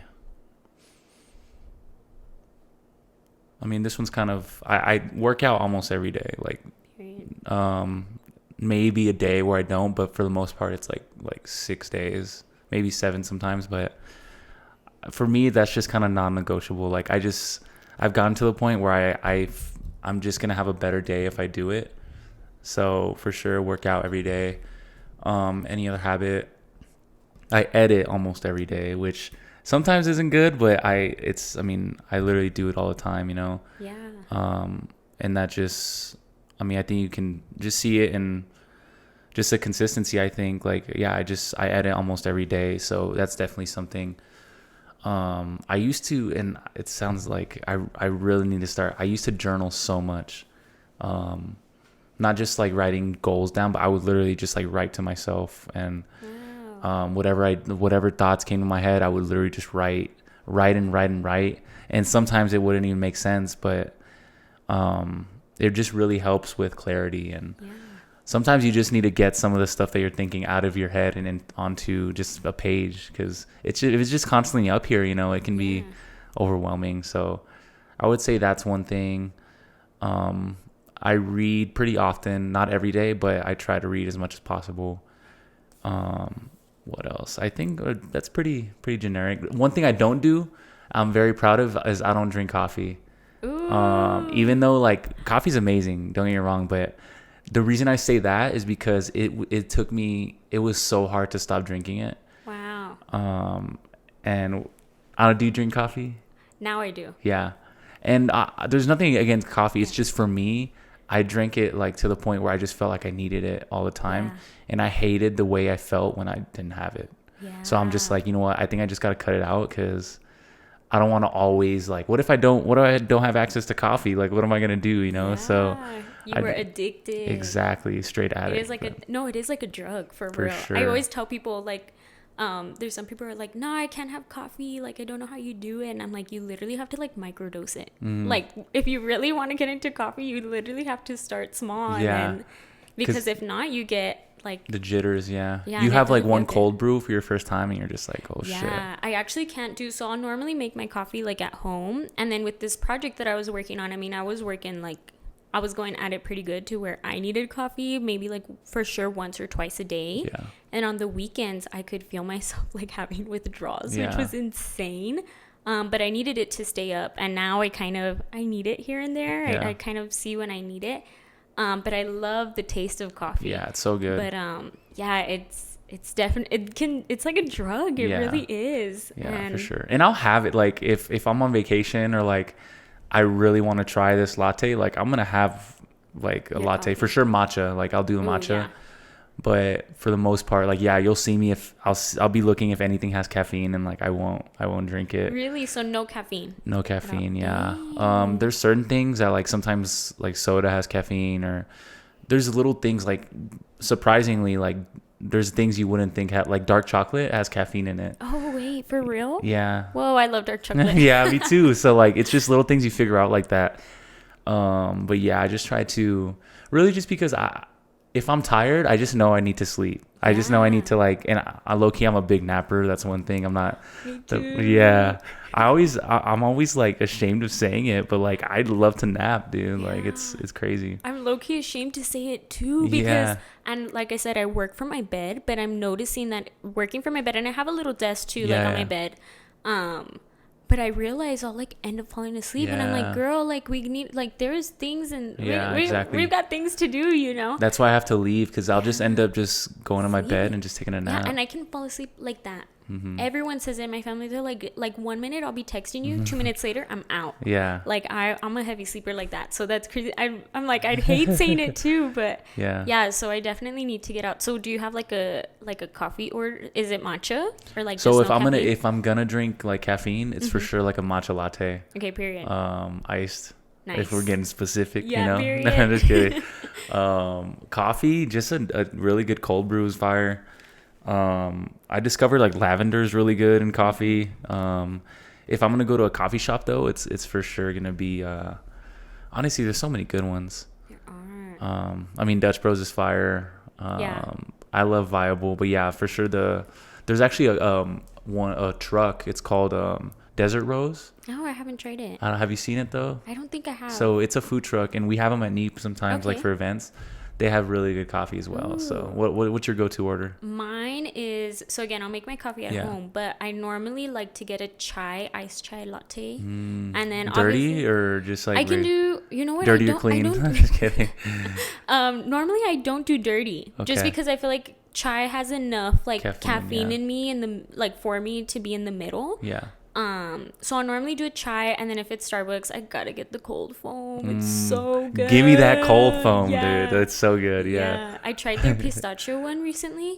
Oh my god, it's life changing. Yeah. 10 out of 10. But yeah, and then if I do get a coffee, like if I go to like a local shop and they don't have chai, I'll normally get a coffee. I'll try it out.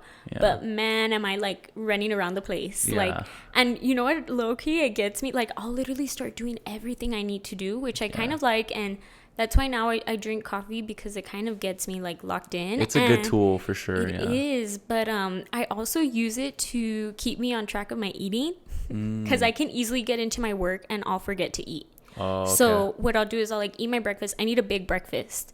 I love breakfast so much. Breakfast is that's like I love it. Yeah. Like I'll have breakfast. Like if I hadn't ate breakfast that morning and it's like 2 p.m. or 3, I'm still gonna have breakfast. Period. That's crazy. Yeah. I normally need a big breakfast every morning. What's your breakfast right now? Like, because I go in routines with my breakfast. I'm not addicted, but everybody that knows me knows I love oatmeal. Like I just eat oatmeal all the time. I heard so that. I'll have like eggs, bacon, or turkey bacon.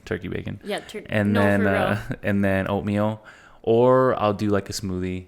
Nice. I'll have like one of those two, or like pancakes if like either if I can buy them from like a restaurant, or sometimes I'll make them here. But yeah, that's kind of like my go-to. Yeah, how about you? I heard you're an oatmeal guy. Yes, big, and it's kind of like. It's kind of weird, but I don't know. It's so good. No, it's not weird. I've been an oatmeal girl for a lot of my life, especially when I was running. And specifically before races, we do sweet potato oatmeal.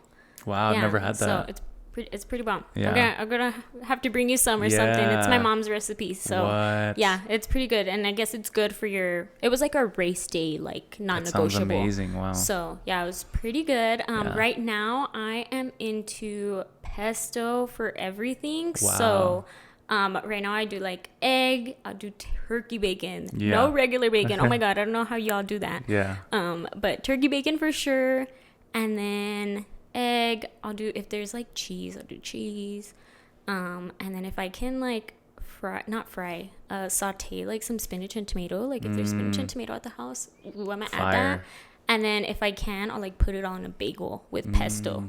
Damn, so that sounds fire. Yeah, I'm like... You're putting these people on game right now. I'm telling you, my breakfast game, I've always said, I know you said you would always want to do like an oatmeal kind of thing like a truck, future. Something. I would love to in the future, like maybe have a studio of my own, but like with a bagel. Like a bagel shop? Bagel shop on the side. Ooh. Because bagels hit for breakfast, lunch, dinner, brunch, and And then I love a good pesto bagel. Like, come on. I need like, to try that. I need to put you guys on. So, yeah. Have you been to New York? I have, but I didn't get a bagel when I was there. How What? painful. I know, how painful, huh? We were being hardcore tourists. There was no time. Okay, yeah. So. No, bagels are so good. They are. Am I weird for liking cinnamon raisin bagels?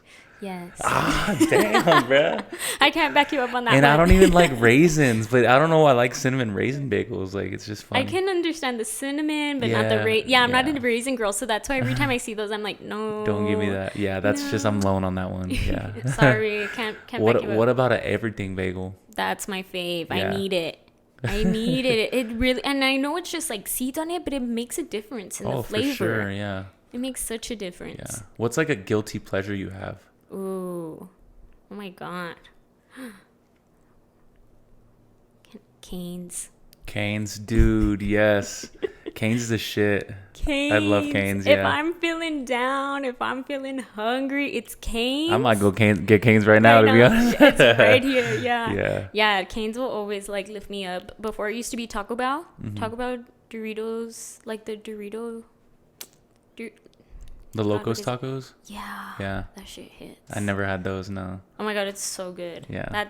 That was before Canes because I never liked meat growing up. I was always like a veggie girl. Like, you could not force me to, like, I'll eat my vegetables, but if you give me chicken, I was like, Really? Yeah, so I needed to start gaining weight. Like, I was losing weight really bad. Yeah. So I like forced myself to get into chicken, and one of those was Canes. Yeah. And Canes is my go-to. It makes me so happy. So good. It's so simple, and I don't like when people talk shit about it. It's like, how can you hate Canes? It's like the most simplest thing. It's perfect. Like, it is. Well, if there's anything, what would you say to someone who's just going through a tough time right now? Maybe they can't get any clients, or maybe, I don't know, maybe they had a heartbreak. I don't know, just something that they're going through is really tough. What would you say to them?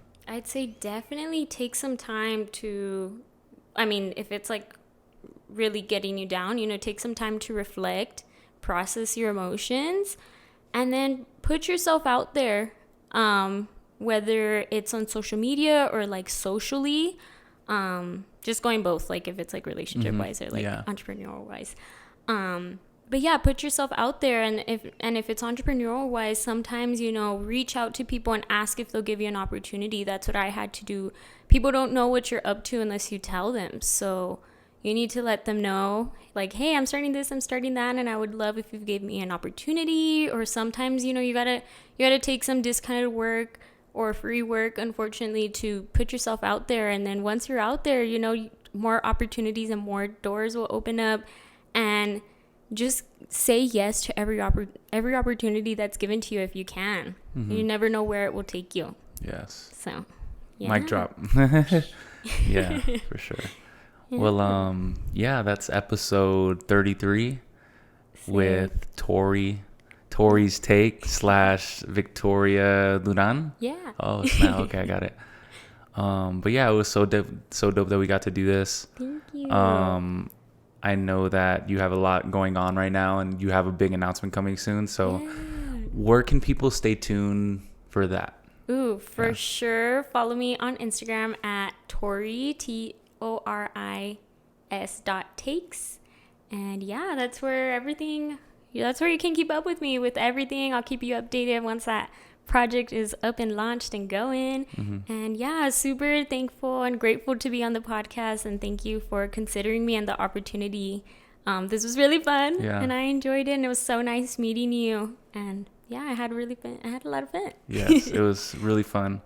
And of course, I've seen really just through, like, obviously on Instagram and just through other people, like, I heard so many good things. So just keep doing your thing, and definitely gonna have this out pretty soon, so I'm excited for it. So you'll be able to find this on Spotify, Apple Podcasts, YouTube, and man, I'll see you guys next time.